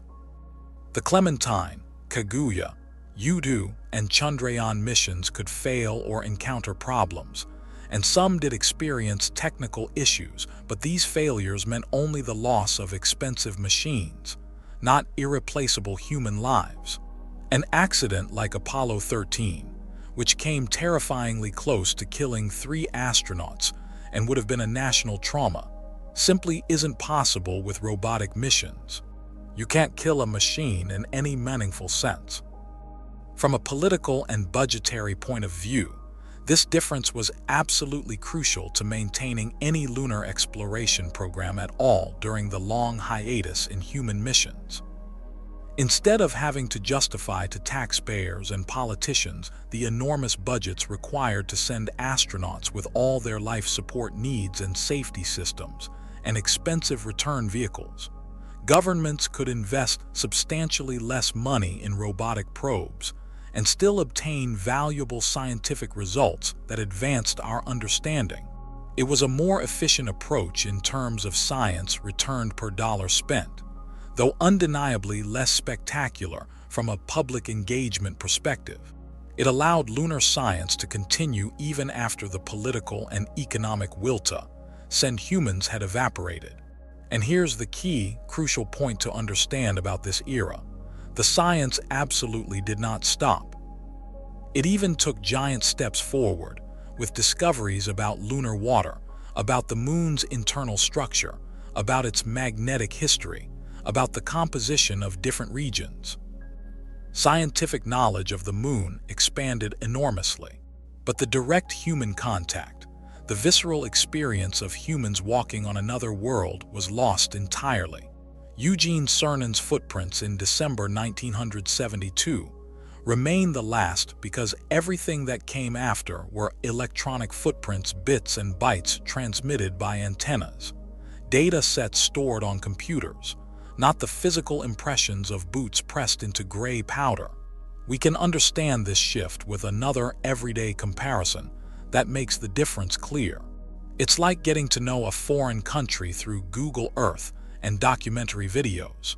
You can virtually walk its streets using Street View, see its mountains and valleys in stunning satellite imagery, observe its terrain in extraordinary detail with elevation data, learn about its culture through films and books.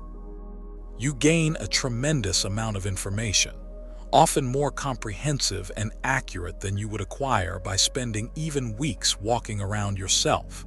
But it's fundamentally not the same as actually traveling there, as feeling the air on your face, hearing the sounds of the place with your own ears, smelling unfamiliar scents, tasting local food, feeling the texture of surfaces under your hands, interacting with local people. Something profoundly similar happened with our relationship to the moon. The robotic probes and Earth-based observations gave us exquisite data, extraordinarily detailed and scientifically valuable measurements and maps and analyses. But they took away the immediate human experience, the sense of wonder and adventure that comes only from direct exploration. That fundamental transition, though completely logical from an economic and safety perspective, significantly diluted the public's fascination with lunar exploration. The headlines about robotic rovers analyzing regolith or satellites mapping mineral distributions simply don't have the same emotional impact as watching a human being in a bulky white suit take bouncing steps across an alien landscape. Heroism, epic adventure, and mortal risk are narrative elements that powerfully capture human imagination and fire public enthusiasm. When those elements were removed, when the exploration became purely robotic and data-driven, much of the massive public interest was extinguished as well. Science thrived, but inspiration waned.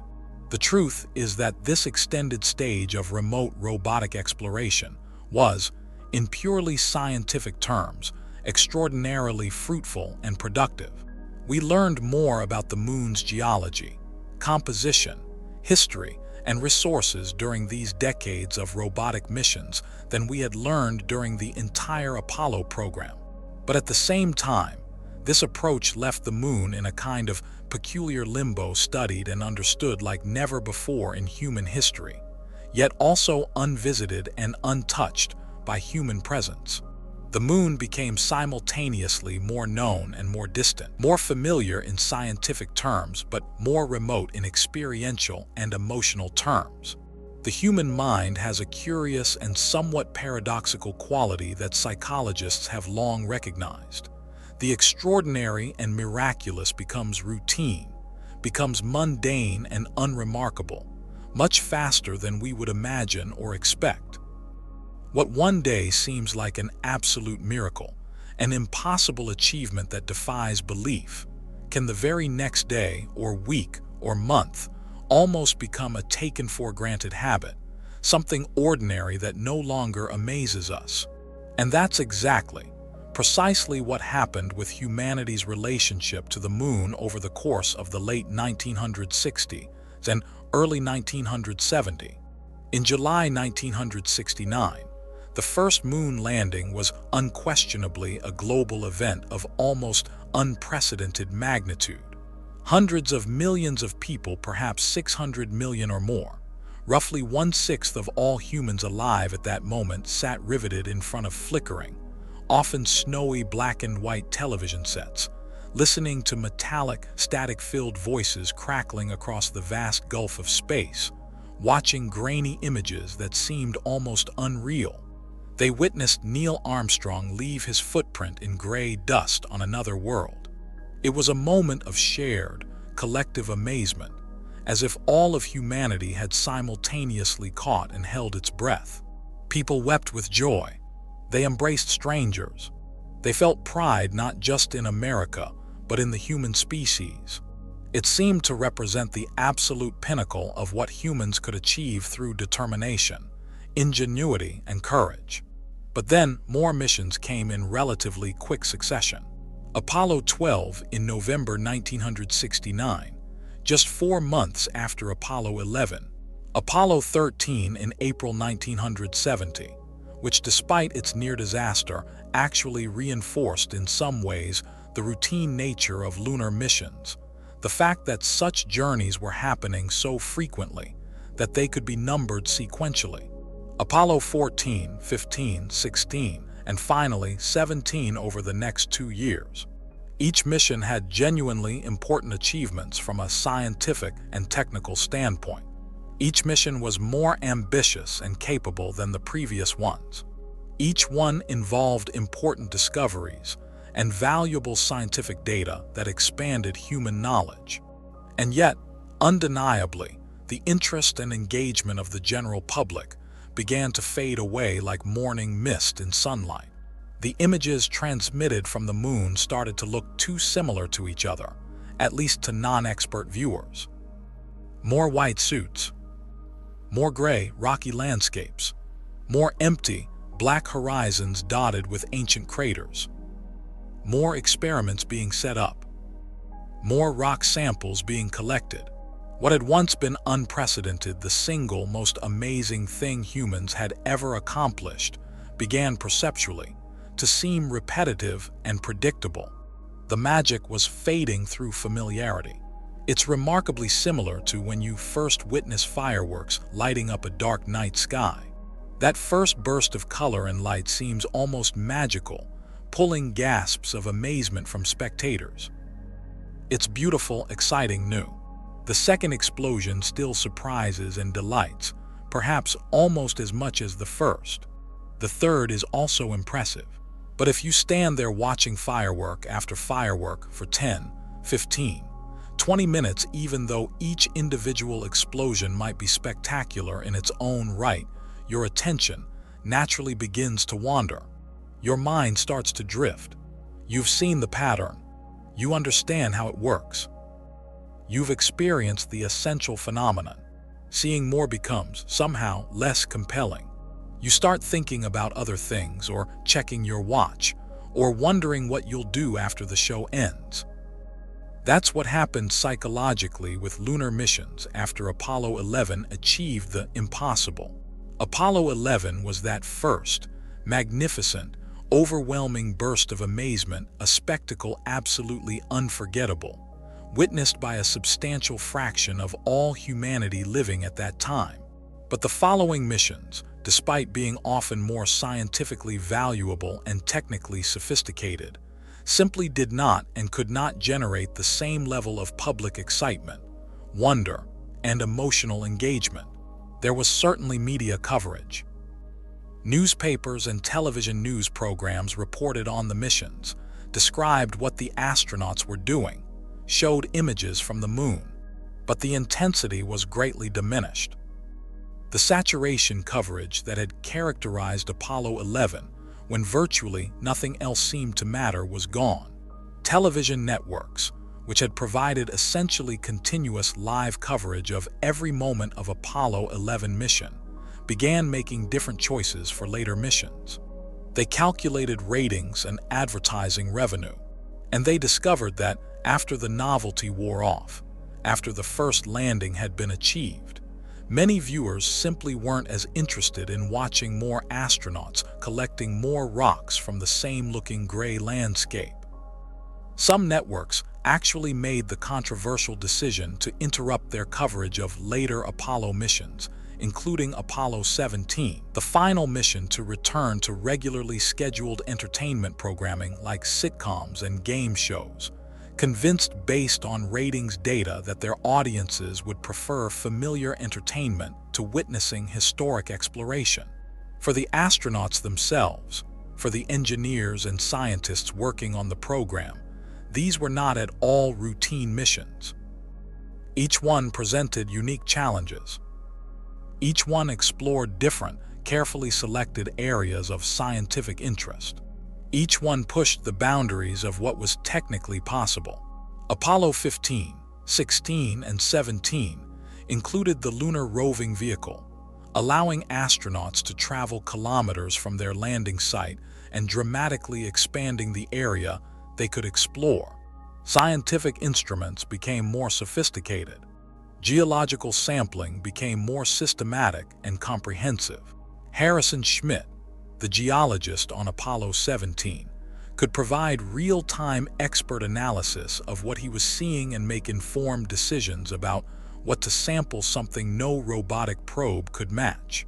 But for the general public watching on television, for people whose understanding of lunar geology was minimal and whose engagement was more emotional than scientific, these later missions seemed like variations on an increasingly familiar theme. Astronauts descending from a lunar module in slow motion, we'd seen that. Walking with that distinctive bouncing, hopping gait necessitated by 1/6 gravity, we'd seen that. Collecting rocks and carefully bagging them, we'd seen that. Setting up experiments with gold foil wrapping, we'd seen that. Planting flags, we'd seen that. The television coverage showed scenes that looked fundamentally similar, and the initial heart-pounding excitement that had made Apollo 11 such an overwhelming global phenomenon was replaced by a kind of comfortable familiarity that, while perhaps pleasant, simply didn't command attention or fire imagination in the same way. The spectacle had ceased to be a spectacle. Through repetition, the miraculous had become mundane. The impossible achievement had become, somehow, routine. This seems almost absurd when we step back and think about what was actually happening. Human beings were walking on another world, something that had never happened in all the millions of years of human evolution and history. But such is the peculiar nature of human psychology and our remarkably rapid habituation, even to the most extraordinary circumstances. This profound shift in public perception and emotional engagement had enormous political impacts that ultimately doomed the continuation of the program. Initially, in the exciting years of 1969 and early 1970, lunar voyages could be justified politically, despite their enormous costs and inherent risks, precisely because they were perceived and experienced as unique, unrepeatable, historic feats of human achievement. They were worth the money and the risk because they represented something utterly unprecedented, the fulfillment of ancient dreams, the conquest of the impossible. But once the world had already witnessed not just one but several successful moon landings, once the pattern had been established and understood, the subsequent missions began to seem progressively less urgent, less essential, less worthy of the continued expenditure of vast national resources that could be used for other purposes. In the minds of many voters, the ordinary citizens whose opinions ultimately drive democratic political decisions through elections and public pressure, the question became straightforward and practical. Why continue to spend billions of additional dollars repeating something we've already successfully done multiple times? Why keep risking astronauts' lives going to the same place over and over to collect more rocks that look pretty much like the ones we already have? Haven't we already proven beyond any doubt that we can do it? What more is there to gain that's truly worth such enormous continued expense and risk? Wouldn't that money be better spent on problems here on Earth that affect people's daily lives? These were questions that didn't have easy answers, at least not answers that resonated with the general public. Scientists could and did argue that we'd barely scratched the surface of lunar exploration, that there was immensely more to learn, that each new region visited revealed new insights into the moon's formation and evolution. But these scientific arguments, however valid, simply didn't have the same emotional and political power as the initial goal of beating the Soviets to the moon, or the sheer wonder of that first landing. The astronauts themselves, who had devoted their lives to the program and who were eager to continue exploring, certainly perceived and were deeply affected by this dispiriting shift in public mood and enthusiasm. Neil Armstrong, who upon returning from Apollo 11 had been instantaneously transformed into perhaps the most famous and celebrated person on the entire planet, greeted as a hero everywhere he went, feted by kings and presidents, later commented with evident disappointment that public enthusiasm for the space program declined with surprising and distressing rapidity. The initial explosive glory, the ticker tape parades in New York City, the addresses to joint sessions of Congress, the global tours was replaced within just a couple of years by a certain polite but distant public indifference. It was as if humanity, having achieved the seemingly impossible dream, had simply mentally checked off travel to the moon on some cosmic bucket list, and immediately began looking around for new topics and new challenges on which to focus limited attention and enthusiasm. Let's think about something from everyday consumer life that perfectly illustrates this very human psychological tendency. When we acquire a new electronic device, perhaps the latest smartphone model, or a new large television, or a new car, it seems absolutely fascinating to us in the first days and weeks of ownership.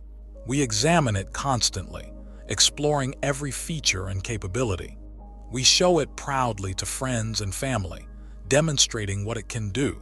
We feel genuine excitement and satisfaction about possessing it. We appreciate it deeply. But then, inevitably, as days turn to weeks and weeks turn to months, it gradually becomes simply part of the mundane background of our lives, just another tool we use without thinking about it, something common and unremarkable that we take completely for granted. The initial wonder and appreciation fades steadily into casual familiarity. We stop really seeing it or consciously appreciating it. It's just there, ordinary, expected. With humanity's relationship to lunar exploration, something remarkably and disturbingly similar occurred on a civilizational scale. The moon went from being an unattainable dream, the ultimate symbol of human aspiration, representing the impossible made miraculously possible, to becoming an archived achievement, something filed away in the history books, something we'd done successfully, a place we'd been firmly past tense rather than ongoing present or exciting future destination. The shift from active inspiration to historical memory happened with startling speed.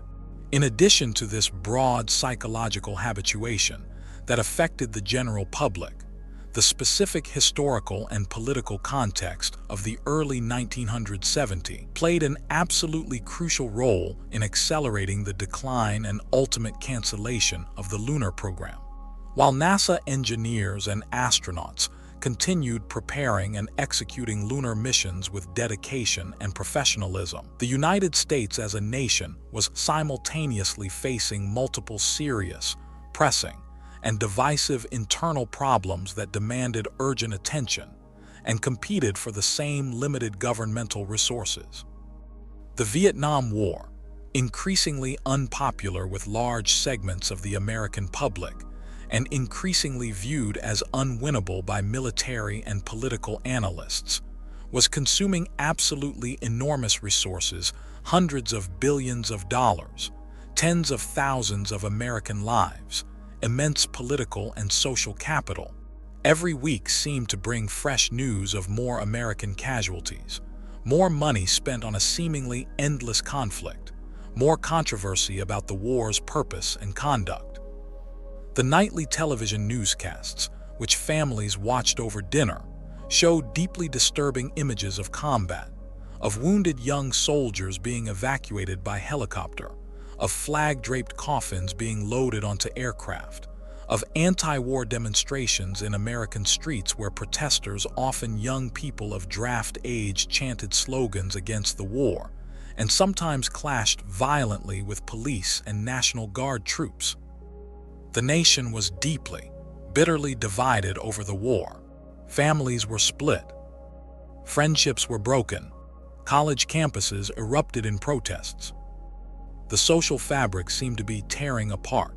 In that extraordinarily fraught and tense scenario, watching well-fed astronauts walking leisurely and peacefully on a gray plane 384,000 kilometers away seemed to many people, particularly to those most troubled by the war, jarringly, almost obscenely disconnected from the immediate, urgent, life and death concerns of American society.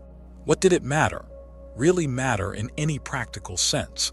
That we could plant a flag on the moon and collect geological samples when thousands of young Americans were dying or being maimed in the jungles and rice paddies of Southeast Asia, when American cities were periodically torn by riots, when the nation seemed to be fracturing along multiple fault lines. The economic situation was also becoming increasingly problematic and troubling as the long post-war boom began to sputter and stall.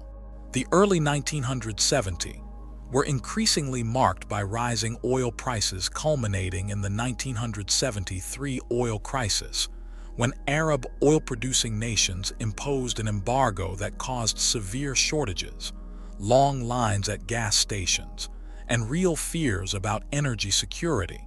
There was accelerating inflation that eroded the purchasing power of wages and savings, making everything more expensive. There was rising unemployment as economic growth slowed. There was a pervasive sense that the seemingly endless post-war prosperity and optimism were ending, being replaced by economic uncertainty and decline. American families felt these economic pressures directly and immediately in their daily lives in ways they simply couldn't feel. The benefits of lunar exploration, gasoline prices increasing dramatically, creating real household budget problems, food prices rising noticeably at the grocery store, real wages stagnating or declining when adjusted for inflation, economic uncertainty about employment and the future, fears of layoffs and recession. Amidst these immediate, tangible, worrying concerns that directly affected people's ability to pay their mortgages, feed their families, and plan for their futures, continuing to spend billions of taxpayer dollars on rockets to send a handful of astronauts to collect more moon rocks became increasingly difficult to justify politically to constituents who were struggling economically. And there were also profound, transformative social changes underway during this period that were fundamentally reshaping American society, challenging long-held assumptions, and demanding attention, resources, and action. The civil rights movements, seeking racial equality and justice after centuries of slavery, oppression, and systematic discrimination, continued to mobilize millions of Americans, particularly African Americans, but also many white allies, and to demand fundamental, structural changes in laws, institutions, social practices, and attitudes. Despite major legislative victories in the mid-1960s, with the Civil Rights Act and Voting Rights Act, there remained enormous work to be done to achieve actual equality in practice rather than just in law.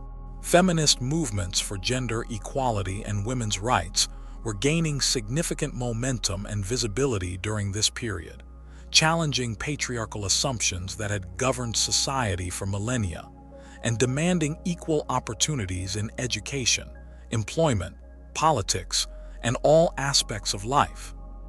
The modern environmental movement was emerging with new urgency, raising public awareness of pollution, ecological destruction, resource depletion, and the need to protect the natural world before irreparable damage was done. Rachel Carson's Silent Spring had awakened environmental consciousness. The first Earth Day in 1970 mobilized millions. Suddenly, people were paying attention to smog, to polluted rivers catching fire, to the impacts of pesticides and industrial chemicals. All of these powerful social movements were capturing newspaper headlines, mobilizing passionate supporters, generating intense debates in living rooms and classrooms and legislative chambers, and demanding action, reform, and resources. American society was looking inward with new critical awareness, seeking to resolve historical debts and confront deep internal conflicts that had been ignored, suppressed, or papered over for far too long.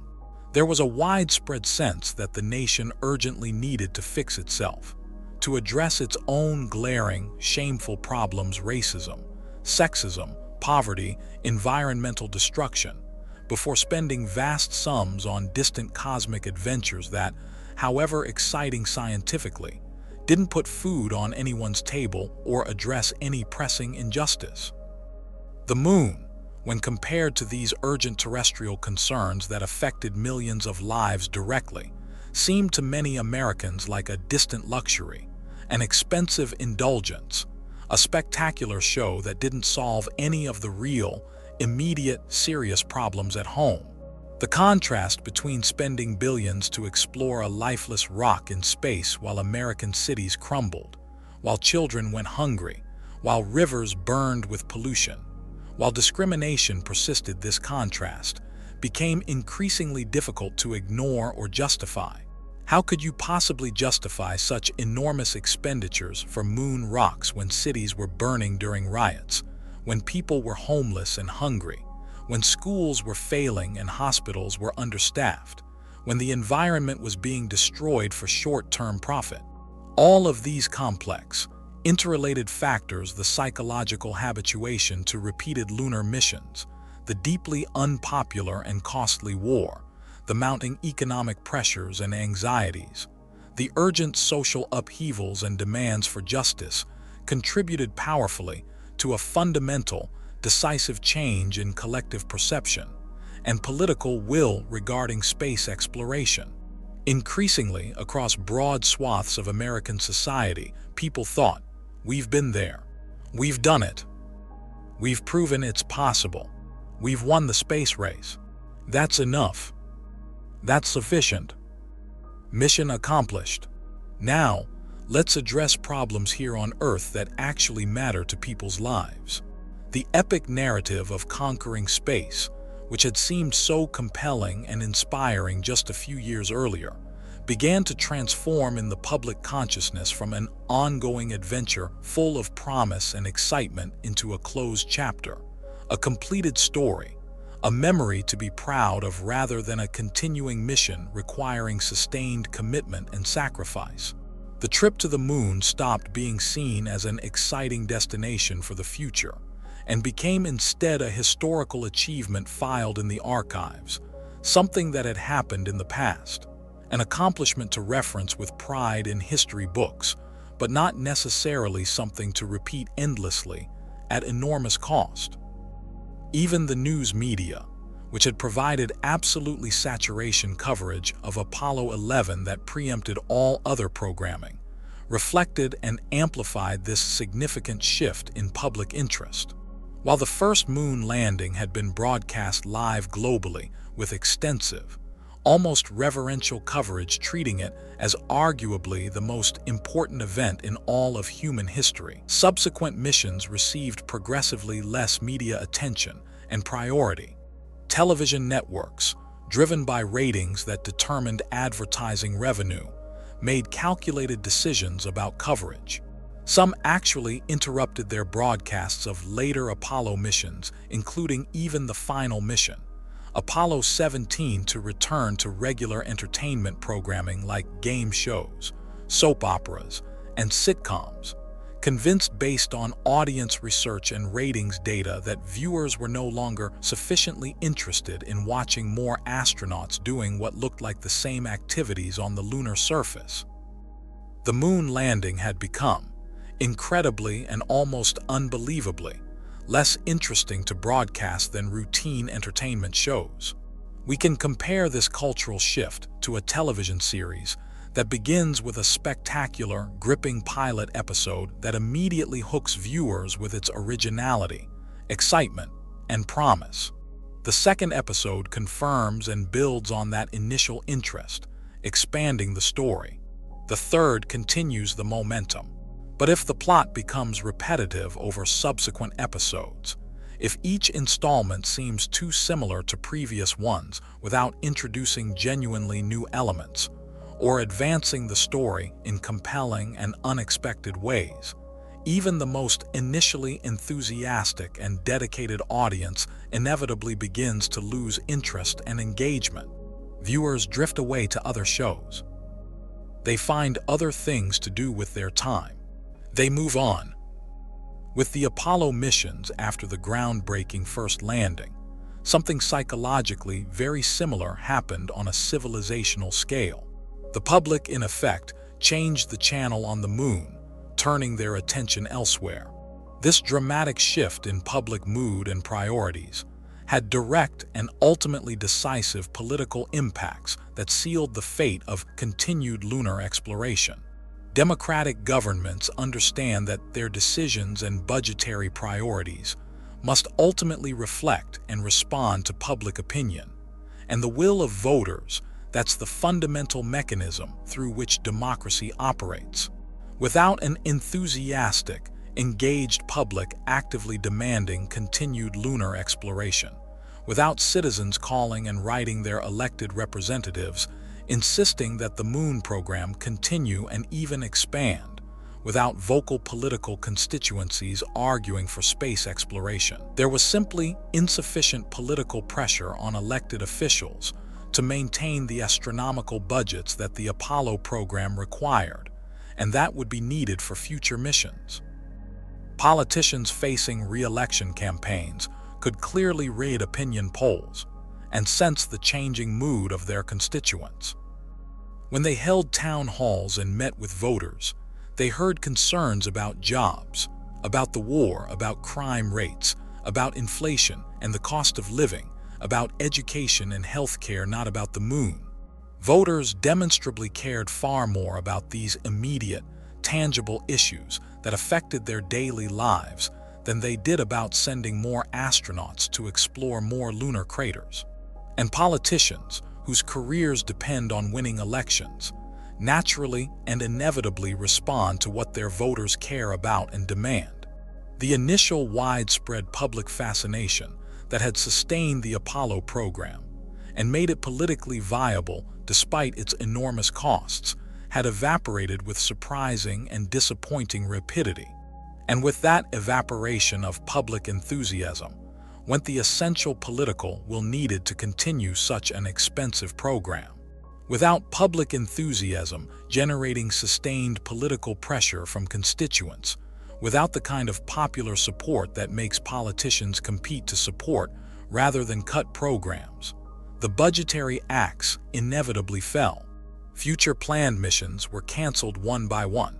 Grand plans for permanent lunar bases and extended exploration programs were shelved indefinitely, filed away in drawers and archives. The era of human lunar exploration ended not with any dramatic failure or disastrous accident, but rather with quiet, bureaucratic administrative decisions to reallocate limited resources to other priorities deemed more important and pressing. When the moon dust had settled from the departure of Apollo 17 in December 1972, when the excitement of those first steps on an alien world had begun to fade from immediate memory into history, NASA and the United States government faced a fundamental strategic question about the future of human spaceflight. What should we do next? Where should we focus our efforts and limited resources? The moon had been symbolically conquered. the ultimate goal of the space race definitively achieved.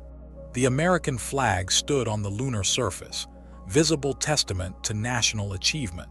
Hundreds of kilograms of lunar rocks and soil had been brought back to Earth and were being analyzed in laboratories. The front pages of newspapers around the world had already told and retold the epic story of humans reaching another world. The race had been won, the trophy claimed. And then, as happens so many times throughout history when great goals are achieved, fundamental priorities began to shift in new directions.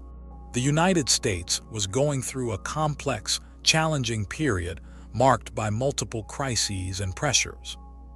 The Vietnam War consumed enormous resources, financial, military, political, and social, and generated waves of protests and deep divisions within American society. The civil rights movements demanded profound transformations in laws, institutions, and social attitudes to address centuries of racial injustice.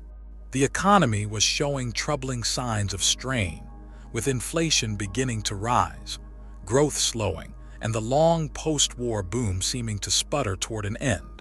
In that difficult context, continuing to finance expensive trips to the moon seemed to an increasing number of political leaders and ordinary citizens to be a luxury the nation could no longer afford, a spectacular but non-essential program that should be curtailed.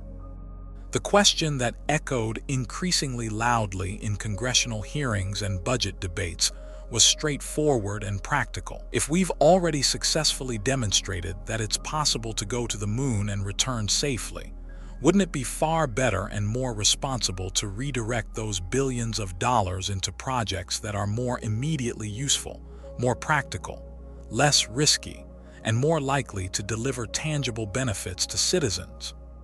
Shouldn't we focus on problems and opportunities closer to home, rather than continuing to spend fortunes on repeated trips to the same distant destination?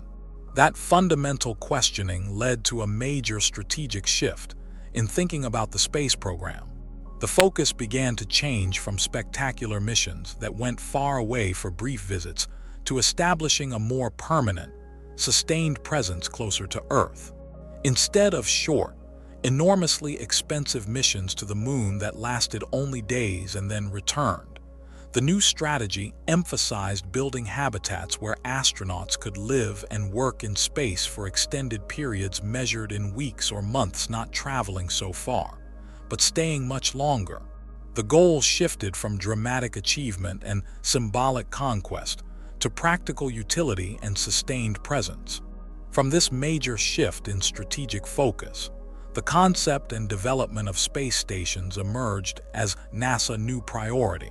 The Soviet Union had already taken an early lead in this area with the Salyut-1 station, launched successfully into Earth orbit in 1971, demonstrating that it was indeed feasible to keep human beings living in space for extended durations measured in weeks.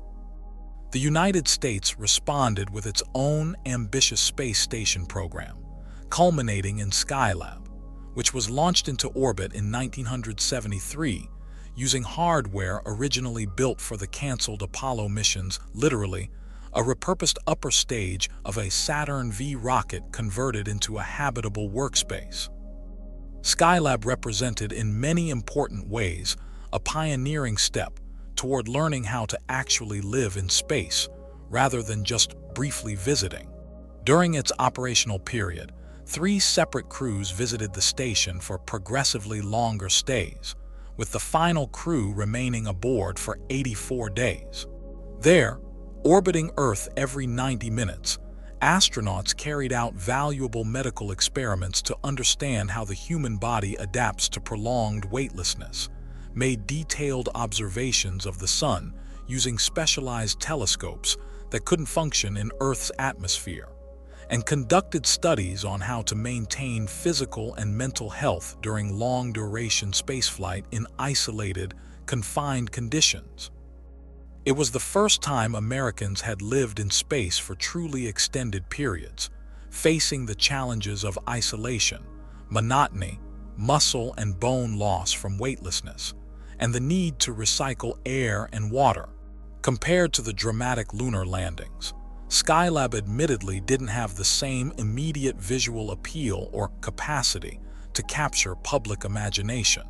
There were no spectacular gray mountainous landscapes, no historic first footsteps on uncharted soil, no flags being planted in alien ground, no sense of exploring a completely new world.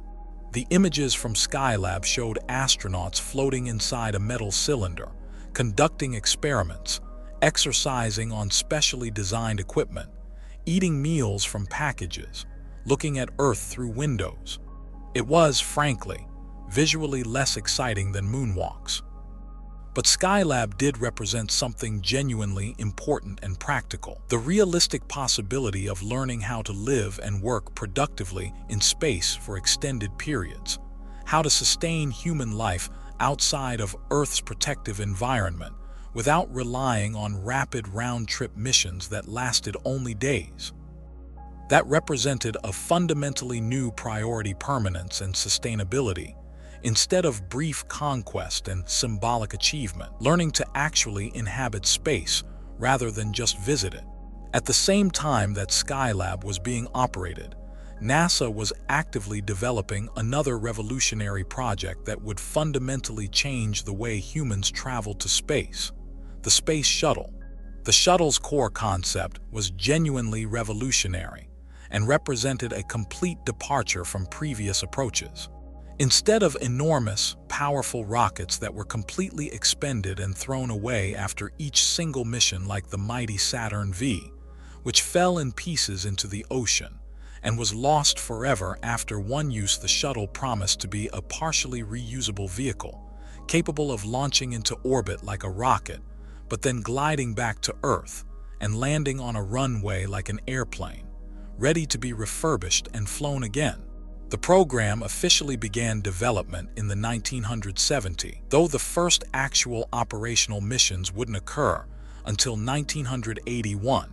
But the underlying promise and the strategic vision were clear and appealing to budget-conscious politicians: dramatically lower the per-flight costs through reusability, increase the frequency of launches by eliminating the need to build entirely new rockets for each mission, and make access to space more routine and less spectacular, transform it from a rare, dangerous feat into something more like regular airline service. Make spaceflight, if not quite ordinary, at least regular and predictable. We can understand the fundamental logic behind this strategic decision with an everyday comparison that makes the economics clear. If you need to move furniture or belongings frequently from one city to another, perhaps you're a business that regularly ships products, you basically have two options. You can rent large moving trucks every single time you need to transport something, which is expensive and involves paying someone else for each use. Or you can make a larger upfront investment in buying your own vehicle that you'll use multiple times, amortizing that initial cost over many uses and ultimately spending less per trip. NASA, exhausted by and increasingly unable to afford spending fortunes on enormous Saturn V rockets that were used once and then completely discarded, decided to pursue the second strategic option: invest in developing a reusable system that could fly many times. The Saturn V rocket, that absolute colossus that carried Apollo astronauts to the moon, was unquestionably a marvel of engineering, one of humanity's greatest technical achievements. But it was also brutally, unavoidably ephemeral and wasteful from an economic perspective. Once used for a single mission, it was completely and permanently lost. Each launch was financially equivalent to building an entire 110-meter-tall skyscraper with all the engineering and manufacturing that entailed, and then deliberately pushing it into the ocean to sink and disappear forever after using it once. The economics were simply unsustainable for any kind of routine space access. The Space Shuttle promised a radically different economic model, one in which the main infrastructure, the orbiter vehicle itself, the most expensive and complex component, would be preserved, reused multiple times, and only the relatively less expensive external fuel tank would be discarded. In this fundamental change of approach lies one of the key strategic reasons why NASA abandoned the Moon. The agency stopped thinking about the Moon as an immediate destination requiring purpose-built vehicles, and began focusing instead on how to develop and maintain more sustainable, economical space logistics that could support a variety of missions, launching satellites, servicing and repairing orbital telescopes, building space stations, conducting experiments without bankrupting the program. In a significant way, this represented a natural, perhaps inevitable transition given the political and budgetary realities. The explosive enthusiasm for reaching the Moon had been enormous and capable of sustaining almost unlimited spending for a focused period. But that level of political and financial support was clearly unsustainable over the long term. Maintaining that intensity of effort would have required continued spending that an increasing number of people questioned.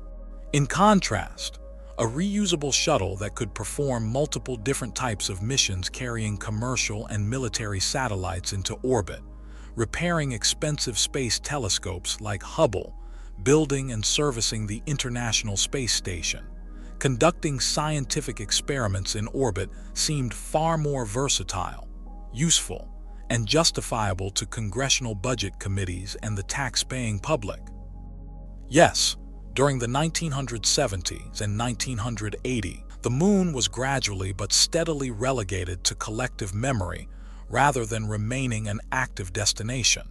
The great stage for human space activity was now much closer to home, Earth's orbit, just a few hundred kilometers up rather than 384,000 kilometers away.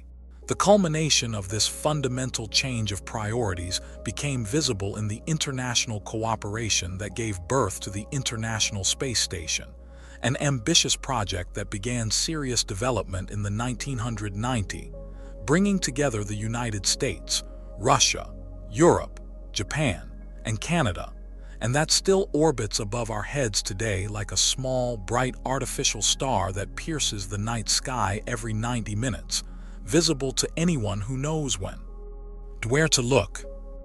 There, aboard that remarkable orbital laboratory, astronauts from different nations and cultures live and work together for months at a time, conducting scientific experiments that take advantage of the unique microgravity environment, testing technologies and life support systems that could someday enable travel to Mars or beyond, learning how humans can cooperate peacefully in the most extreme and unforgiving environment imaginable.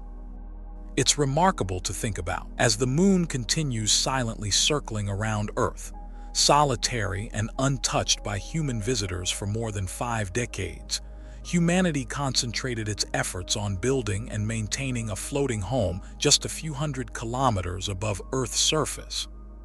We can understand the strategic difference with a simple, relatable metaphor that clarifies the shift in thinking. It's as if a family had managed, after a truly titanic multi-year effort requiring enormous sacrifice and expense, to visit a distant, imposing, spectacular mountain peak. They drove and hiked for days to reach it. They struggled up the slopes. They finally reached the summit at great cost and difficulty, planted a flag at the very top marking their achievement, took photographs to prove they'd done it, and came back down feeling justifiably proud of their extraordinary accomplishment. But then, instead of organizing repeated expeditions to return to that same mountain summit over and over at enormous continued expense, they decided instead to build a comfortable, well-equipped cabin on a more accessible nearby hill that they could visit frequently and use regularly. The cabin wasn't as spectacular or as impressive to brag about as reaching that distant peak. It didn't have the same dramatic quality or generate the same amazed reactions when described to friends. But it was far more practical, more economical, safer, more useful for regular activities, and more suitable for sustained use. You could actually live there for extended periods. You could conduct useful work there. You could learn practical skills there that might someday enable even greater journeys. The moon, in this analogy, went from being an immediate, urgent goal and destination to becoming a glorious memory, a symbol of past achievement preserved in history books, a black and white photograph in humanity's collective family album, something to look back on with pride, but not necessarily something to repeat constantly. Meanwhile, the practical future of space exploration was being actively redrawn in fundamentally different terms. Instead of focusing on going ever further and achieving ever more distant destinations, the emphasis shifted to learning how to stay in space, how to live and work there routinely and sustainably, how to build infrastructure that could support continued presence rather than brief visits. This strategic transition also reflected an important adjustment in the way politicians and society more broadly understood and valued space science.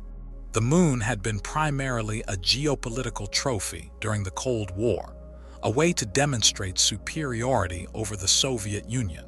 But space stations and shuttles offered potentially more tangible, practical benefits that people could see and appreciate in their everyday lives. Telecommunications satellites launched by shuttles dramatically improved global communications, international phone calls that connected in seconds rather than requiring operators and long waits. Television signals broadcast to the entire planet, enabling global media.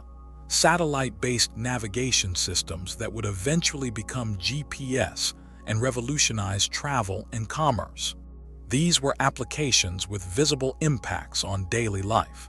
Similarly, weather satellites launched and serviced by shuttles improved forecasting, potentially saving lives by providing better warnings of hurricanes and other severe weather. Earth observation satellites helped monitor climate change, agricultural conditions, natural disasters, and environmental damage. Communications, navigation, weather forecasting, Earth monitoring, these were practical applications that voters could understand and appreciate, unlike abstract scientific questions about lunar geology that seemed remote from everyday concerns. In some important ways, the moon became a dream temporarily on hold, a goal deferred rather than abandoned. The objective of reaching it had been triumphantly achieved and thoroughly proven possible. Although virtually no one denied its historical importance or the remarkable achievement it represented, the energy, resources, and attention of space agencies were redirected toward a new scenario, one that was much closer to Earth, apparently more immediately useful and practical, and more economically sustainable over the long term. Thus, space exploration priorities fundamentally changed. Space stopped being primarily a dramatic field of heroic individual deeds and symbolic national achievements, and gradually transformed into more of a workplace, a laboratory, an environment for practical activities. The focus shifted from planting flags and claiming glory to installing solar panels, repairing and upgrading satellites, assembling modules in orbit, conducting experiments, learning to live in space. The epic sense of adventure and exploration gave way substantially to routine operations and practical utility, the dramatic conquest to methodical development and sustained presence.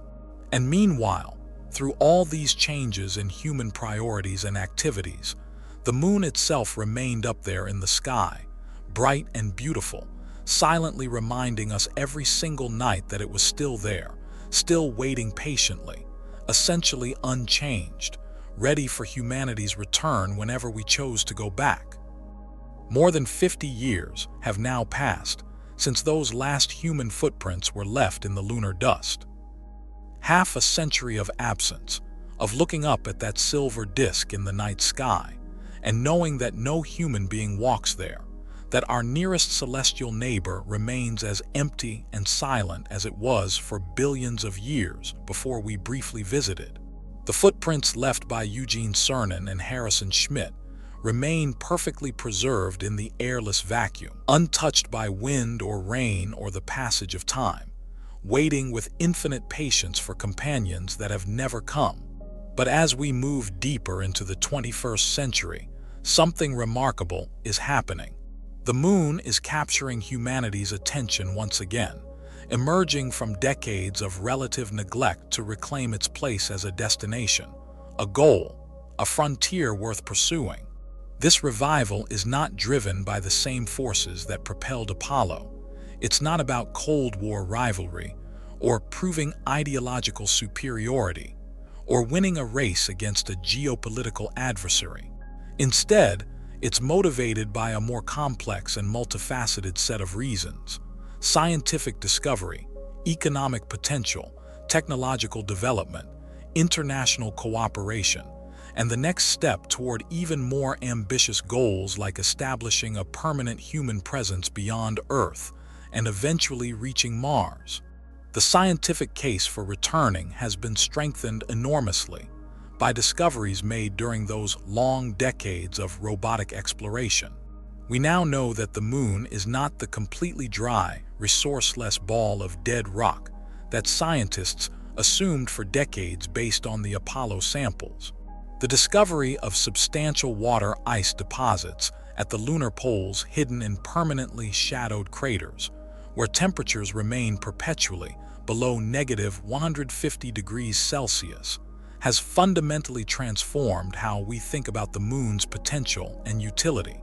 Water represents far more than just something to drink, though that's obviously crucial for any human presence. Water can be split through electrolysis into hydrogen and oxygen, which means breathable air for astronauts and, equally important, rocket fuel for spacecraft. The hydrogen and oxygen produced from lunar water could fuel rockets traveling onward to Mars, to the asteroid belt, to anywhere in the solar system. Suddenly, the moon transforms from a destination that requires carrying everything from Earth at enormous expense into a potential refueling station, a cosmic gas station and supply depot that could dramatically reduce the cost and increase the feasibility of deeper space exploration. You wouldn't need to carry all your fuel from Earth's deep gravity. Well, you could refuel at the moon before continuing outward. Beyond water, there's another scientifically and economically intriguing resource: helium-3. This rare isotope, essentially absent on Earth because our magnetic field and atmosphere protect us from the solar wind that carries it, is relatively abundant on the lunar surface, deposited over billions of years of direct exposure to streams of particles from the sun. Helium-3 has been proposed as an ideal fuel for nuclear fusion reactors, a technology that, if fully developed and made practical, could potentially provide virtually unlimited clean energy without the radioactive waste problems of conventional fission reactors. Now, it's important to note that practical fusion power generation remains an elusive goal despite decades of research and billions in investment. We still haven't achieved sustained, net positive energy production from fusion. But if, and it's admittedly a significant if fusion technology eventually becomes viable, the moon could become an energy source for Earth civilization, a supplier of fuel for an unlimited clean energy future. That possibility, however distant and uncertain, has captured the imagination of both governments and private companies looking at very long-term strategic planning. With these new scientific discoveries highlighting potential practical value, with these tantalizing possibilities of resources that could be utilized, the moon has decisively returned to the agenda of major space powers and even emerged as a focus for ambitious private space companies. NASA, which had essentially turned its back on the moon for nearly 40 years after Apollo, focusing instead on the shuttle and the International Space Station, announced in the late 2010 an ambitious new lunar program with a name rich in symbolic meaning: Artemis.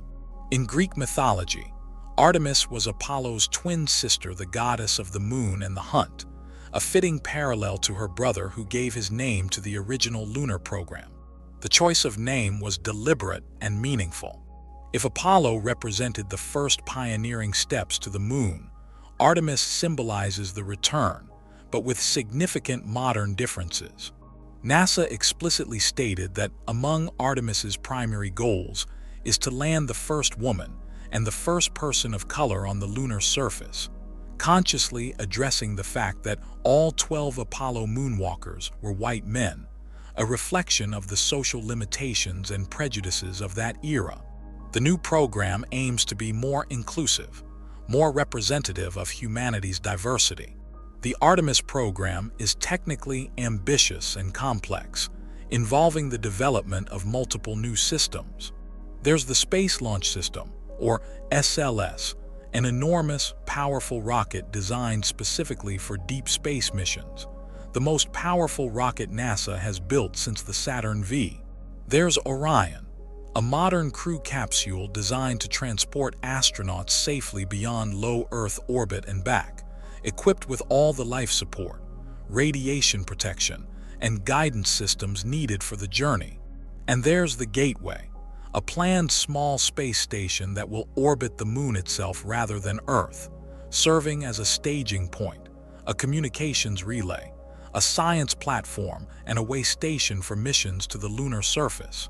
The Gateway represents an interesting hybrid approach, combining the lessons learned from the International Space Station about how to maintain a sustained human presence in space with the strategic positioning needed to support lunar exploration. Astronauts could travel from Earth to Gateway, then transfer to a lunar lander for the descent to the surface, conduct their exploration, return to Gateway, and then journey back to Earth. It creates a permanent infrastructure in lunar orbit that doesn't require being built from scratch for each mission. But NASA is far from alone in this renewed lunar ambition. The landscape of space exploration has become far more multipolar and competitive than during the Apollo era. China has made steady, impressive, systematic progress with its Chang program, named after the goddess of the moon in Chinese traditional mythology. Each mission in the series has achieved significant milestones that demonstrate growing technical sophistication and serious long-term commitment. Chang 3 in 2013 successfully landed the U2 rover, ending a nearly 40-year gap in surface exploration. Chang 4 in 2019 achieved the historic first-ever landing on the lunar far side, a technically challenging feat requiring a relay satellite to maintain communications. Chang 5 in 2020 successfully collected samples from the lunar surface and returned them to Earth, the first new lunar samples brought back in over 40 years, which are now being analyzed by Chinese scientists and shared selectively with international researchers.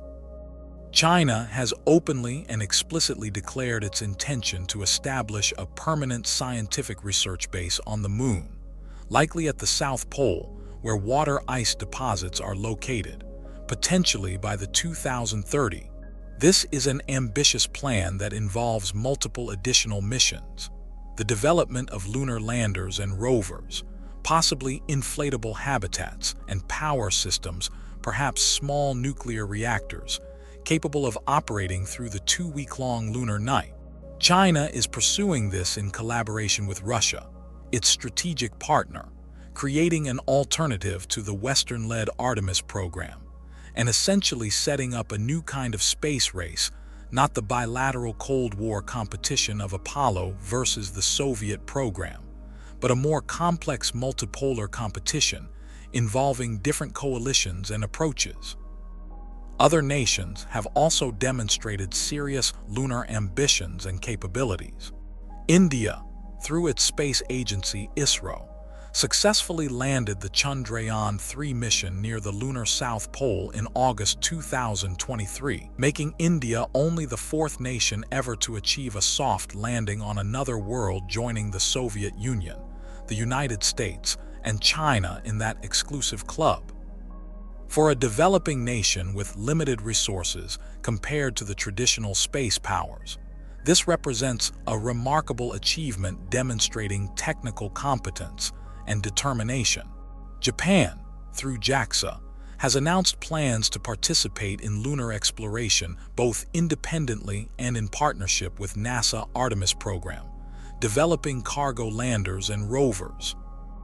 Europe, through the European Space Agency, has discussed concepts for an international lunar village, a permanently inhabited base involving multiple nations working together, sharing resources and facilities, conducting both scientific research and technological development.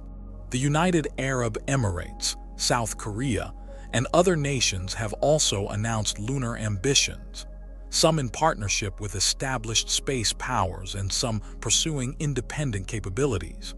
And perhaps most intriguingly, it's not only governments that are looking toward the moon with renewed interest and ambition. Private companies, driven by entrepreneurial vision and commercial motivations, are also actively working on lunar missions and seeing business opportunities. SpaceX, Elon Musk's aerospace company that has revolutionized rocket technology with reusable boosters and dramatically reduced launch costs, has been contracted by NASA to develop a lunar landing system for Artemis based on a modified version of its Starship vehicle. Musk frequently talks about Mars as his ultimate goal, the destination that drives his vision, but he acknowledges that the moon represents a logical, necessary stepping stone, a place to test technologies, to develop capabilities, to learn how to live and work on another world before attempting the much more difficult journey to Mars. Jeff Bezos, through his company Blue Origin, has presented detailed concepts and proposals for lunar cargo landers and eventually crewed missions, seeing the moon as both a worthy goal in itself and a critical element in his broader vision of millions of people living and working in space. Other private companies are looking at potential commercial opportunities, mining lunar resources, providing transportation services, establishing communications infrastructure, even eventually developing space tourism that might include lunar orbit or even surface visits for wealthy customers willing to pay premium prices for the experience. This new wave of interest in returning to the moon has several distinct dimensions that differentiate it from the Apollo era. First, there's the scientific dimension. The moon holds precious secrets about the early solar system and the formation of the Earth-Moon system. Because it lacks the geological activity that constantly reshapes Earth's surface, no plate tectonics, no erosion from water and wind, no biological processes, the lunar surface functions as an almost intact geological and impact archive, preserving a record of events from billions of years ago that has been erased on Earth. Studying the moon helps us understand our own planet's violent early history. Second, there's the strategic dimension related to resources and energy. As discussed, controlling access to resources like water, ice, and helium-3, developing the technology to extract and utilize them, could become increasingly important advantages for the future of both space exploration and potentially even Earth's energy security. Nations and companies that develop these capabilities first may gain significant strategic and economic advantages. Third, there's the technological development dimension. The moon serves as an ideal testing ground for technologies and systems that will eventually be needed for Mars exploration and beyond, life support systems that can operate for extended periods with minimal resupply, radiation protection, construction techniques for habitats, power generation systems that work in extreme environments, resource extraction and processing, medical systems for long-duration missions. Learning to live sustainably on the moon teaches us how to live on Mars.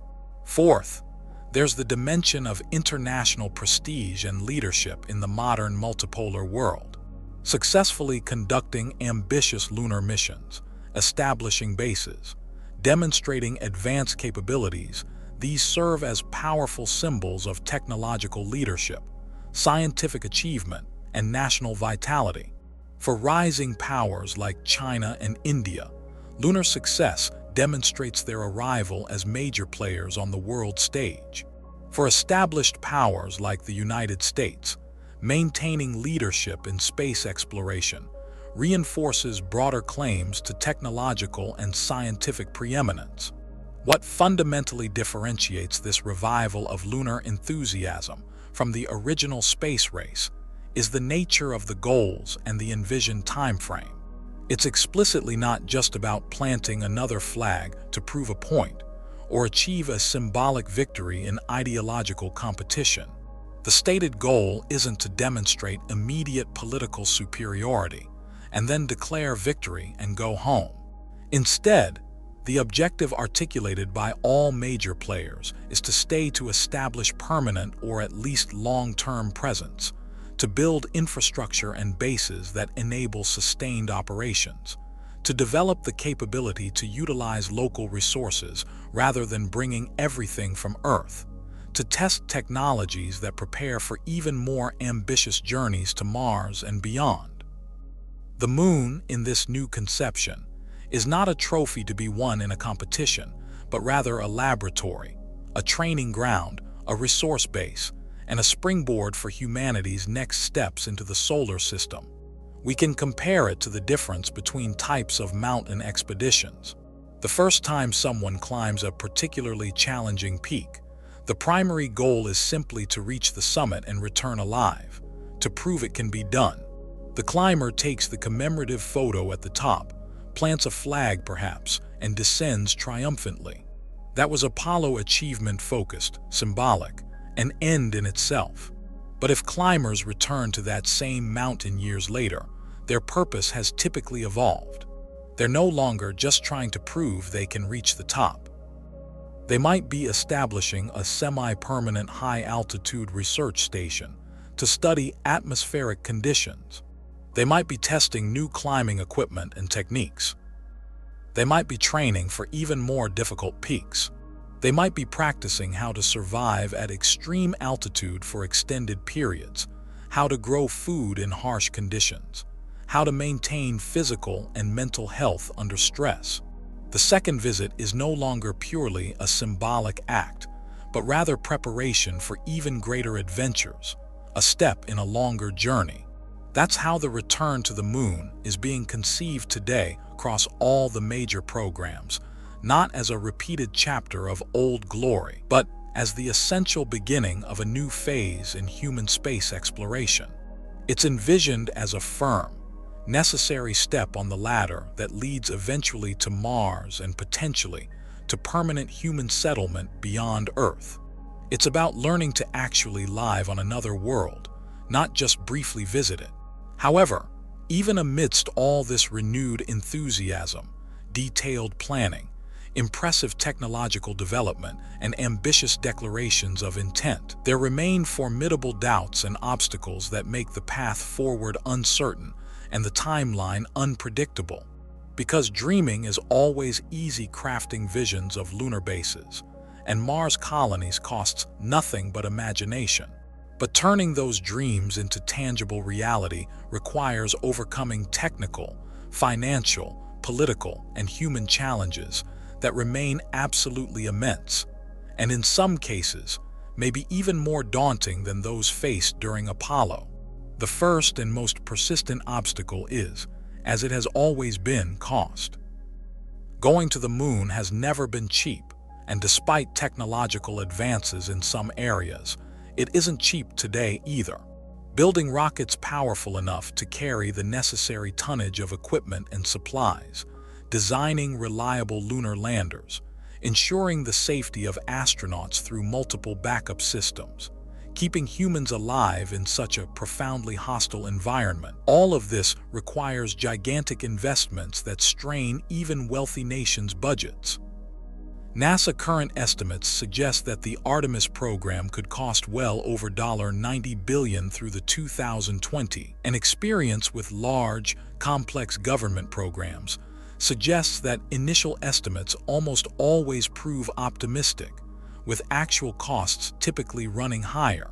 To put that number in perspective using an everyday comparison, if we imagine a typical family's budget scaled up, spending $90 billion on Artemis would be roughly equivalent to a family dedicating several years' worth of complete income exclusively to building and maintaining a vacation house on a remote, difficult-to-reach mountaintop accessible only by helicopter, where they could stay only occasionally, and where every supply delivery costs a fortune.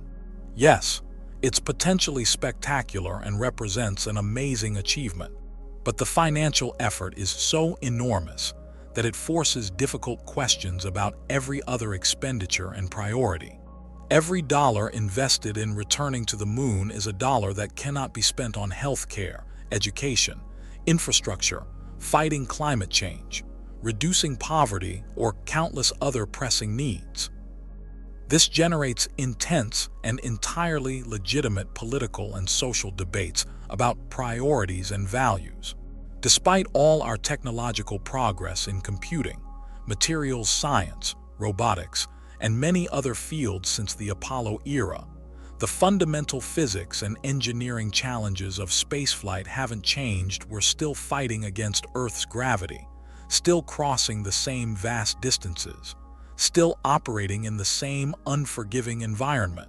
And in some ways, modern approaches may actually be more expensive because of increased safety requirements, more complex regulatory frameworks, higher labor costs in developed nations, and demands for more sophisticated, capable systems.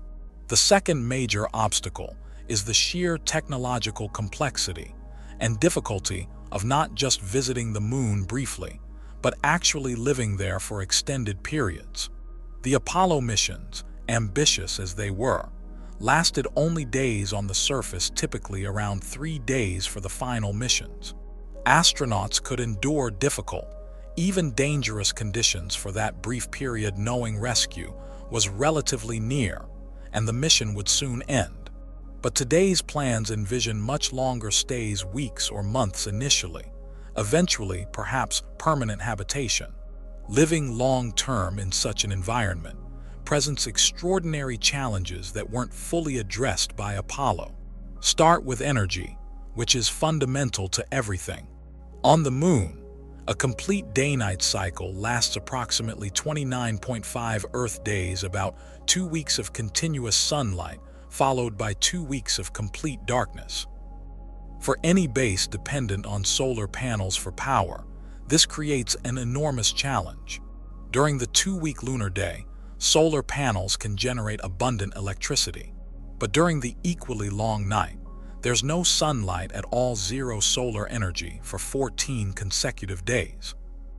Any base would need either massive battery systems capable of storing 2 weeks' worth of power, which would be incredibly heavy and expensive to transport from Earth, or alternative power sources like small nuclear reactors, which bring their own technical challenges, regulatory issues, safety concerns, and political sensitivities.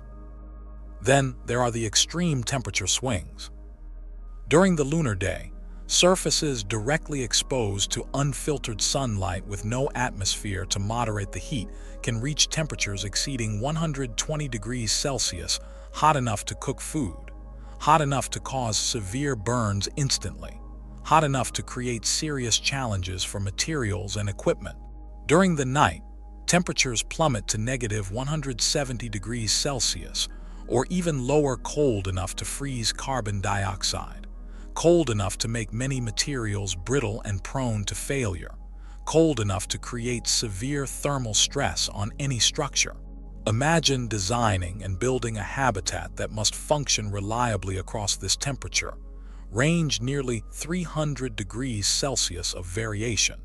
It's like trying to design a house that must withstand simultaneously the interior of an oven and the heart of an industrial freezer, with the entire structure cycling between these extremes every 2 weeks. The engineering challenges in terms of insulation, thermal management, material selection, and system reliability are genuinely formidable. Another critical and dangerous challenge is radiation. Without Earth's protective atmosphere and magnetic field, the lunar surface is exposed to the full force of cosmic rays, high-energy particles traveling through space at nearly the speed of light and solar particle events. When the sun occasionally erupts with streams of energetic charged particles, the Apollo astronauts spent only brief periods exposed to this radiation, short enough that the health risks, while real, were deemed acceptable for short missions.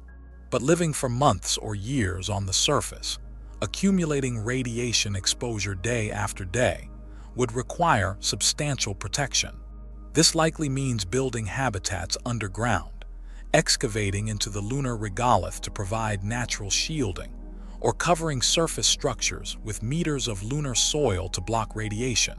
Either approach presents significant engineering and logistical challenges.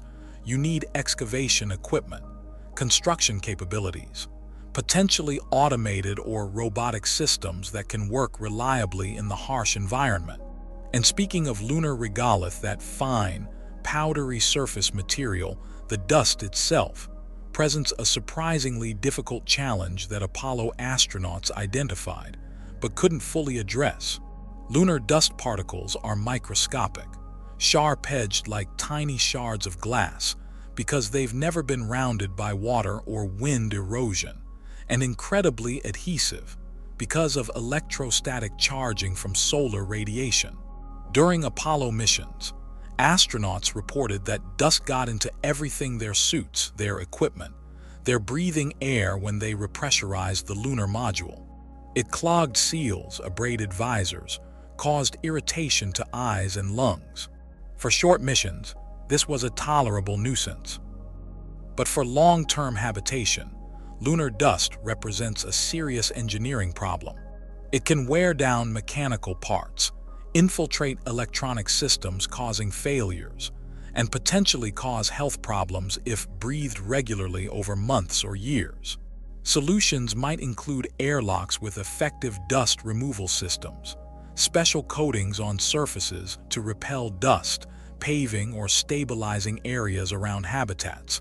But all of these require additional technology development, additional mass transported from Earth, additional complexity. The logistics of supply and self-sufficiency present another enormous challenge. Currently, every single kilogram of food, water, oxygen, spare parts, tools, and equipment must be launched from Earth at tremendous cost. Current estimates suggest it costs roughly $10,000 to $50,000 per kilogram depending on the mission architecture, though private companies are working to reduce this. A single astronaut might require several kilograms of food, water, and oxygen per day, plus all the equipment, habitat mass, power systems, and everything else needed for survival and work. That's why there's so much emphasis on utilizing in-situ resources, using what's available on the moon rather than bringing everything from Earth. The theoretical approach is compelling. Extract water from polar ice deposits, split it into hydrogen and oxygen for breathing and fuel. Extract oxygen from lunar minerals through chemical or electrical processes. Use lunar regolith as radiation shielding and construction material. Eventually, perhaps manufacture things from lunar materials. But these technologies, while theoretically sound and demonstrated in Earth laboratories at small scale, have never been tested or operated on the moon at the industrial scales that would be needed to support human life. Enormous development work remains to be done. The human body itself presents challenges for long-term lunar habitation that we don't fully understand yet. Lunar gravity is approximately 1/6 of Earth's, enough to keep you on the ground, but far less than our bodies evolved to handle. We know from decades of experience on the International Space Station that extended periods in microgravity cause bone density loss, muscle atrophy, changes in cardiovascular function, vision problems, and other physiological changes. Astronauts on the ISS follow rigorous exercise regimens to minimize these effects, but they still occur. Lunar gravity is stronger than the microgravity of orbit, but still much weaker than Earth. No one knows for certain what the long-term effects of living for months or years in 1/6 gravity would be on human physiology. Would bone and muscle loss still occur, just more slowly? Would children born in lunar gravity develop normally? Could pregnant women safely carry and deliver babies? Would the human body adapt? Or would lunar residents become increasingly unable to return to Earth's full gravity? These are fundamental questions with no certain answers, and we won't know until people actually try living there long-term, making the first long-duration residents essentially experimental subjects. Beyond physical health, there are psychological and social challenges of living in a confined, isolated, dangerous environment from which you cannot easily leave, and where any mistake could be fatal. Astronauts on the International Space Station experience some of these pressures: isolation from Earth, confinement with a small group of people, inability to go outside without extensive preparation, total dependence on life support systems, separation from family and normal life. But ISS crew members know they are only hours away from Earth if an emergency requires evacuation, and missions typically last 6 months before rotation back home. Lunar bases would likely involve longer stays with a small number of people in tight quarters, with Earth 3 days away, far enough that quick evacuation is impossible. The psychological stress of these conditions, the monotony, the isolation, the constant low-level danger, the inability to see loved ones or experience natural environments could be severe. History of Antarctic research stations and other isolated outposts suggests that careful crew selection, good communication with home, meaningful work, adequate private space, and recreational opportunities are essential but not always sufficient to prevent psychological problems. In addition to technical challenges, there are significant political and international legal obstacles that could complicate lunar exploration and development. The Outer Space Treaty of 1967, signed by all major spacefaring nations, establishes that outer space and celestial bodies are the province of all mankind, and that no nation can claim sovereignty over the Moon or any other celestial body. This was fine when the Moon was purely a destination for symbolic national achievement and scientific research. No one claimed to own it, just to have visited it. But as attention shifts toward potentially utilizing lunar resources, mining water ice, extracting helium-3, using lunar materials, difficult questions arise. If no nation can own lunar territory, who has the right to extract and utilize resources found there? If a company or nation invests billions in developing mining and processing infrastructure, do they have exclusive rights to use that infrastructure and the resources it produces? What prevents conflicts between different nations or companies claiming the same valuable sites? The legal framework is ambiguous and hasn't been tested because no actual resource extraction has occurred yet. But these issues will need resolution before commercial lunar operations become feasible. International cooperation seems necessary for sustainable lunar exploration. The costs and technical challenges are so enormous that sharing them across multiple nations makes sense. But cooperation in space has historically been complicated by earthbound political tensions and rivalries. The International Space Station succeeded through cooperation between former Cold War adversaries, but required years of negotiation and diplomatic effort, and even now faces challenges when political relations deteriorate. establishing similar cooperation for lunar bases, especially involving emerging space powers like China that aren't part of traditional Western alliances, will require navigating complex geopolitics. Finally, there remains the fundamental factor of human risk and the possibility of accidents. Every time a rocket launches carrying humans, there exists a real possibility of catastrophic failure, as tragically demonstrated by the Challenger and Columbia disasters. Every mission to the moon involves extended exposure to radiation, dependence on complex systems that must work perfectly, operation in an environment instantly lethal if a spacesuit fails or a habitat loses pressure. The safety margins are thin.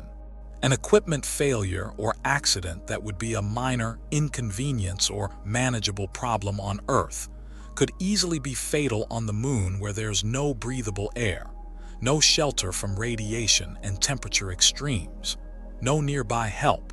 How many astronaut deaths would the public and politicians accept in pursuit of lunar colonization? 1, 3, 10. These are grim but necessary calculations. During Apollo, the successful return of all crews except the ground fire of Apollo 1 meant the program never had to confront the political and social impact of astronauts dying in space or on the moon. If such a tragedy occurs during Artemis or subsequent programs, would it generate demands to cancel future missions as too dangerous? Or would it be accepted as an unavoidable risk of exploration? The answer isn't clear and might depend heavily on the specific circumstances. All of these obstacles, the immense costs, the technological challenges of long-term lunar habitation, the physiological and psychological effects on humans, the political and legal complications, the ever-present risks mean that even though interest in returning to the moon is genuine and planning is well underway, progress is inevitably slow and the path forward uncertain. It's not enough to have the will and the vision. You need the sustained political support to maintain funding across multiple election cycles and changes in administration. You need the technical breakthroughs to solve difficult engineering problems. You need international cooperation, or at least coordination, to avoid conflicts. And you need good fortune, avoiding the accidents and disasters that could derail the entire endeavor. Yet despite all these formidable challenges, the dream persists and even grows stronger. Because returning to the moon is not simply a question of resources and technology and politics.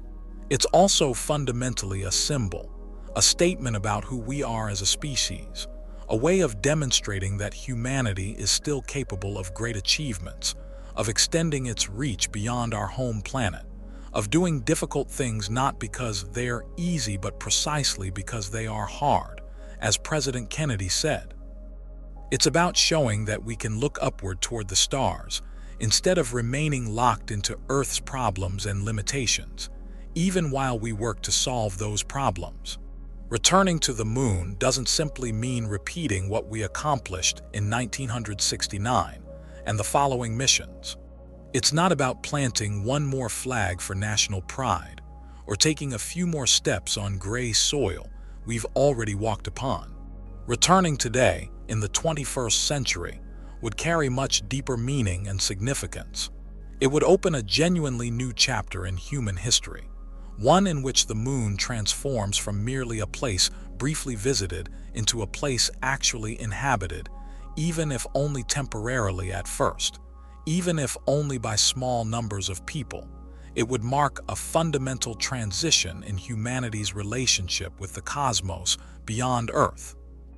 When the Apollo astronauts descended the lunar module ladder in their historic missions, everything about their presence was designed to be brief and temporary.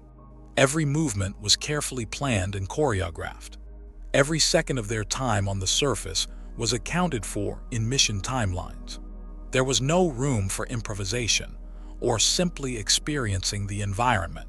They were fleeting visitors, tourists in spacesuits with a rigid schedule, required to complete their tasks and depart before the lunar night arrived, or their consumables ran low. Their missions lasted hours, or at most a few days, barely long enough to scratch the surface of lunar exploration. Today, however, the vision is fundamentally different. Returning isn't about visiting briefly, it's about learning to stay, to endure, to build something lasting. It's about constructing habitats capable of protecting humans from radiation and temperature extremes for months at a time. It's about testing closed-loop life support systems that can recycle air and water with minimal resupply from Earth. It's about experimenting with growing food in lunar regolith-based soil under artificial light. It's about developing energy systems that can operate reliably through 2-week-long nights. It's about extracting and utilizing local resources so that every kilogram needed for survival doesn't have to come from Earth. The Moon, in this vision, becomes a natural laboratory, a unique testing ground where humanity can learn and practice the skills and develop the technologies needed to eventually survive on Mars or even more distant destinations. Because if we can learn to survive on the Moon, arguably one of the most hostile environments imaginable, with no atmosphere, extreme temperatures, constant radiation, abrasive dust, and weeks-long nights, then we'll be significantly closer to being able to colonize other worlds. The Moon becomes our training ground, our practice facility, the place where we make our mistakes and learn our lessons while still relatively close to Earth and potential rescue or resupply. We can understand this with a sports training analogy. Before attempting to run a full marathon, an athlete must train extensively on shorter courses of increasing distance, testing endurance, learning to manage energy and hydration, discovering how their body responds to sustained stress, developing mental toughness. You don't simply wake up one day and run 42 kilometers without preparation that leads to failure or injury. Similarly, the Moon serves as humanity's training course for the marathon of interplanetary colonization. It's where we learn to run to live sustainably beyond Earth before attempting the much longer, much harder journey to Mars, where rescue is impossible and errors will be fatal. But the Moon represents more than just a practical testing ground. It could also become a strategic platform and infrastructure hub for deeper space exploration. The Moon's much lower gravity compared to Earth, about 1/6, means that launching spacecraft from the lunar surface requires far less energy and fuel than launching from Earth. This makes the Moon potentially an ideal staging point, a cosmic port or way station for missions heading to Mars, to the asteroid belt, or beyond. Water extracted from polar ice deposits and converted into hydrogen and oxygen could fuel rockets bound for distant destinations, eliminating the need to carry all that fuel up from Earth's deep gravity well. Imagine a future where spacecraft don't launch directly from Earth to Mars carrying all their fuel. Instead, they launch with minimal fuel to reach the Moon, refuel there from locally produced propellants, and then continue to Mars, potentially making the entire journey more economical and feasible. Lunar bases could serve as construction facilities for large spacecraft that would never be designed to land on planets, assembled in the Moon's gentle gravity rather than on Earth. The Moon becomes not a destination in itself, but rather essential infrastructure, enabling the exploration of the entire solar system. Returning to the Moon also carries profound cultural, psychological, and symbolic meaning for humanity. It represents the ability to resume an interrupted dream, to demonstrate that what was once possible, what we achieved 5 decades ago, was not a temporary aberration or lucky accident, but rather a capability we can reclaim and expand upon. It's like reopening a beloved book we set aside half-finished years ago, and discovering there are still compelling chapters waiting to be written, stories waiting to unfold. There's something important about proving to ourselves, especially to younger generations who never witnessed Apollo, that we are still capable of great achievements, that we haven't lost our boldness and vision, that we can still do genuinely difficult things that push the boundaries of human capability.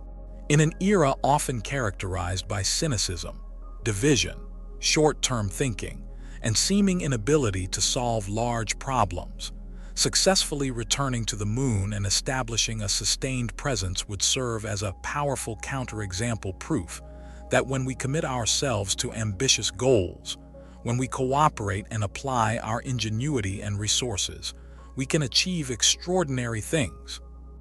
And here's something particularly important about this new phase of lunar exploration. It wouldn't be the achievement of just one nation.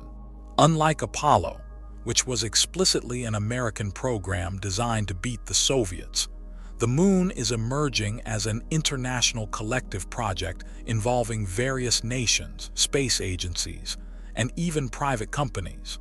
China's ambitious program, NASA Artemis with its international partners, India's growing capabilities, private companies like SpaceX and Blue Origin all represent different approaches and motivations, sometimes cooperative, sometimes competitive, but collectively demonstrating that space exploration has become a truly global endeavor rather than a bilateral superpower rivalry.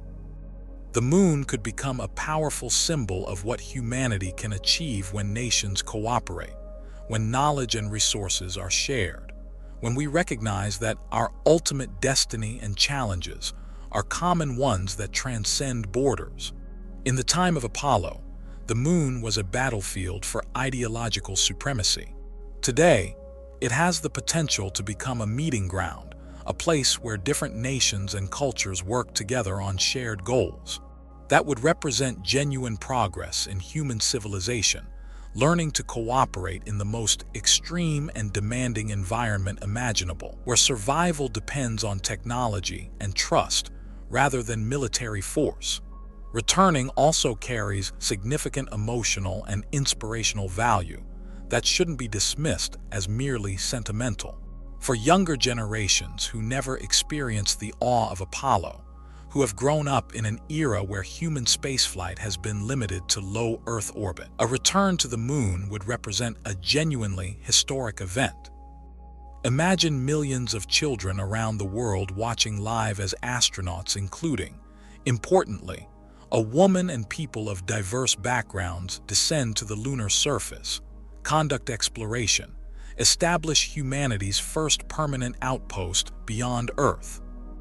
That would be an inspiring, generation-defining moment, sparking curiosity about science and engineering, motivating young people to pursue careers in these fields, planting seeds of ambition and wonder that might not germinate for years, but that will eventually bear fruit in future discoveries and achievements. The long-term inspirational impact of Apollo on multiple generations of scientists and engineers is well documented. Many cite watching the moon landings as children as the formative experience that shaped their career paths. A new program could have similar effects, inspiring the scientists and engineers who will solve the challenges of the coming decades. The moon is also, in a very real sense, a mirror that allows us to see ourselves and our home planet with new perspective. From the lunar surface, Earth hangs in the black sky as a brilliant blue and white sphere, obviously finite, clearly fragile, visibly a single interconnected system with no borders visible from space. That perspective, the famous Earthrise photograph taken by Apollo 8 astronauts, showing our planet rising above the lunar horizon, profoundly transformed how many people thought about Earth and humanity's place in the cosmos. Seeing Earth from the moon made visceral and undeniable the fact that we all share one small, beautiful, vulnerable planet surrounded by infinite hostile void. That perspective has been credited with helping inspire the modern environmental movement and fostering a sense of planetary consciousness and shared human identity. Returning to the moon would allow new generations to experience and share that perspective, to see with their own eyes through the astronauts, cameras our planetary home from 250,000 miles away, perhaps reinforcing the understanding that we're all passengers together on spaceship Earth, that our differences are trivial compared to our common humanity, that protecting our planet matters because it's the only home we have, at least for now. Of course, acknowledging the potential meaning and benefits of returning to the moon doesn't erase or diminish the very real obstacles we've discussed. The radiation, the dust, the extreme cold and heat, the enormous costs, all of those challenges remain formidable and will require enormous effort, ingenuity, and resources to overcome. But the meaning of returning, the significance it would carry, goes far beyond technical problems to be solved. It's about demonstrating persistence, about showing ourselves that we're capable of learning from the past and building a better future, about proving that we can achieve great things when we commit to them. We can think of lunar return as a metaphor drawn from everyday human life. When a child learns to walk, those first steps are incredibly brave but also hesitant, unsteady, often ending in falls. The parents and family applaud excitedly. Because the achievement is immense, the child has overcome a major developmental milestone. But those first tentative steps must transform into something more, into confidence, into the ability to run and jump and climb, into true mobility and freedom of movement. The initial achievement is wonderful, but it's only the beginning of a much longer journey toward mastery and capability. The same principle applies to humanity's relationship with space exploration and other worlds. Apollo's steps were our first tentative, brave, uncertain steps as a species learning to walk beyond our home planet. They were extraordinary achievements that deserved celebration and represented a genuine milestone in human development.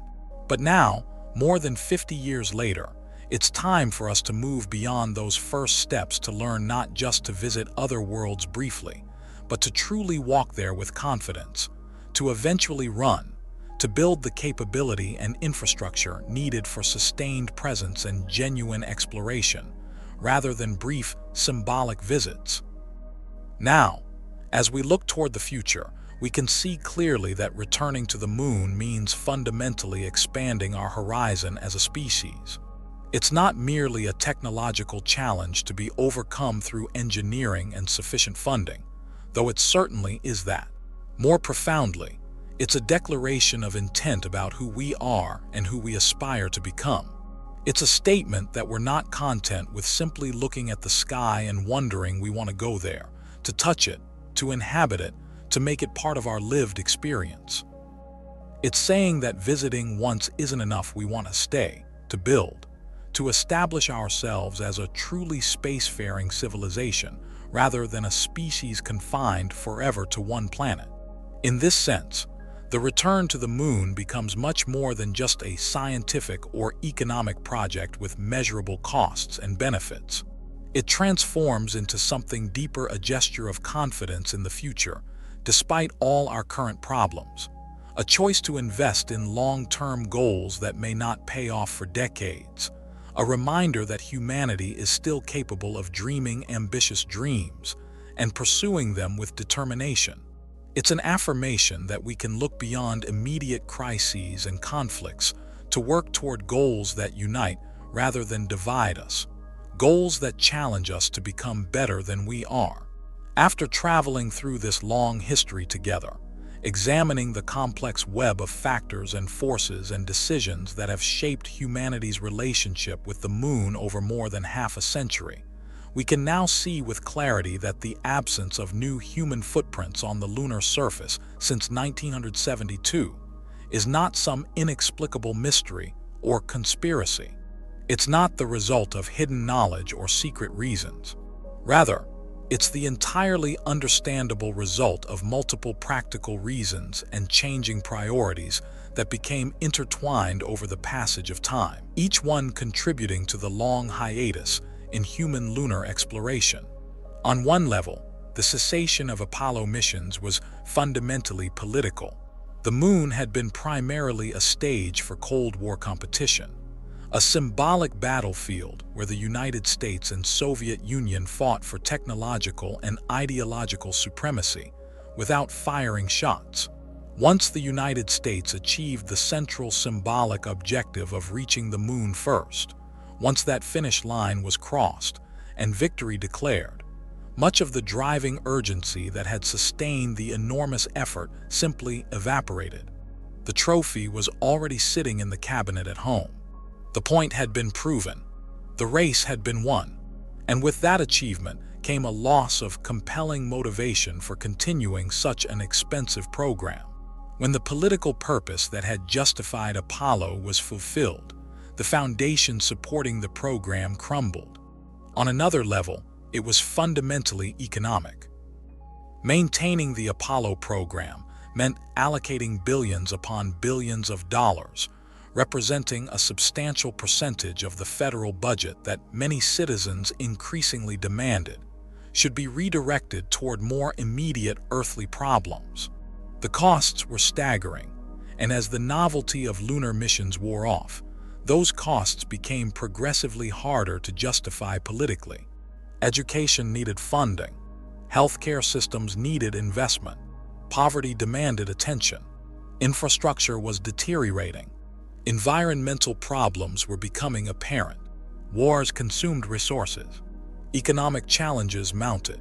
In that context, continuing to spend vast sums sending astronauts to collect more moon rocks seemed to many people like an unjustifiable luxury, a misallocation of scarce resources that were desperately needed elsewhere. There were also very real risks inherent in every mission that couldn't be ignored. Every Apollo launch and lunar landing carried the genuine possibility of tragedy, of watching astronauts die in space, or on the moon in accidents that would be broadcast to a watching world. The Apollo 1 fire had already killed 3 astronauts during a ground test. Apollo 13 had come terrifyingly close to becoming the first deaths in deep space. Later, shuttle disasters, Challenger and Columbia, reminded everyone that space travel involves inherent dangers that cannot be completely eliminated no matter how careful the engineering and planning. How many astronaut deaths would the public accept? How many tragedies would it take before political support for the program collapsed entirely? These were uncomfortable questions that influenced decision-making, even if rarely discussed openly.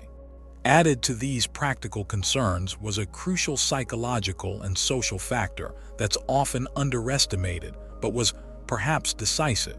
After the spectacular triumph of Apollo 11, after the impossible had been achieved and witnessed by hundreds of millions, people genuinely felt that we had already accomplished the goal, that the mission was complete, that the box could be checked.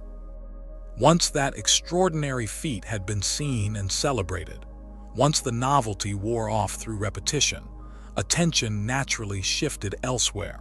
The public enthusiasm that had initially sustained the program dissipated surprisingly quickly.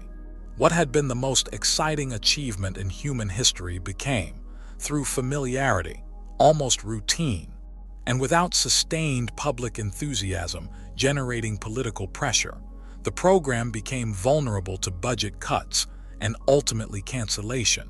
Finally, there was a fundamental change in priorities and strategic thinking about space exploration.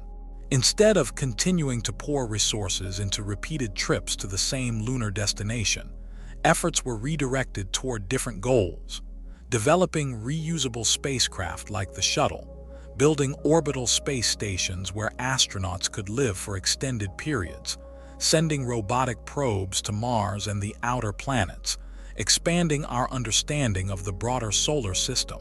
The moon shifted from being an active destination to becoming a memory, a completed chapter, a proven capability that didn't require constant repetition.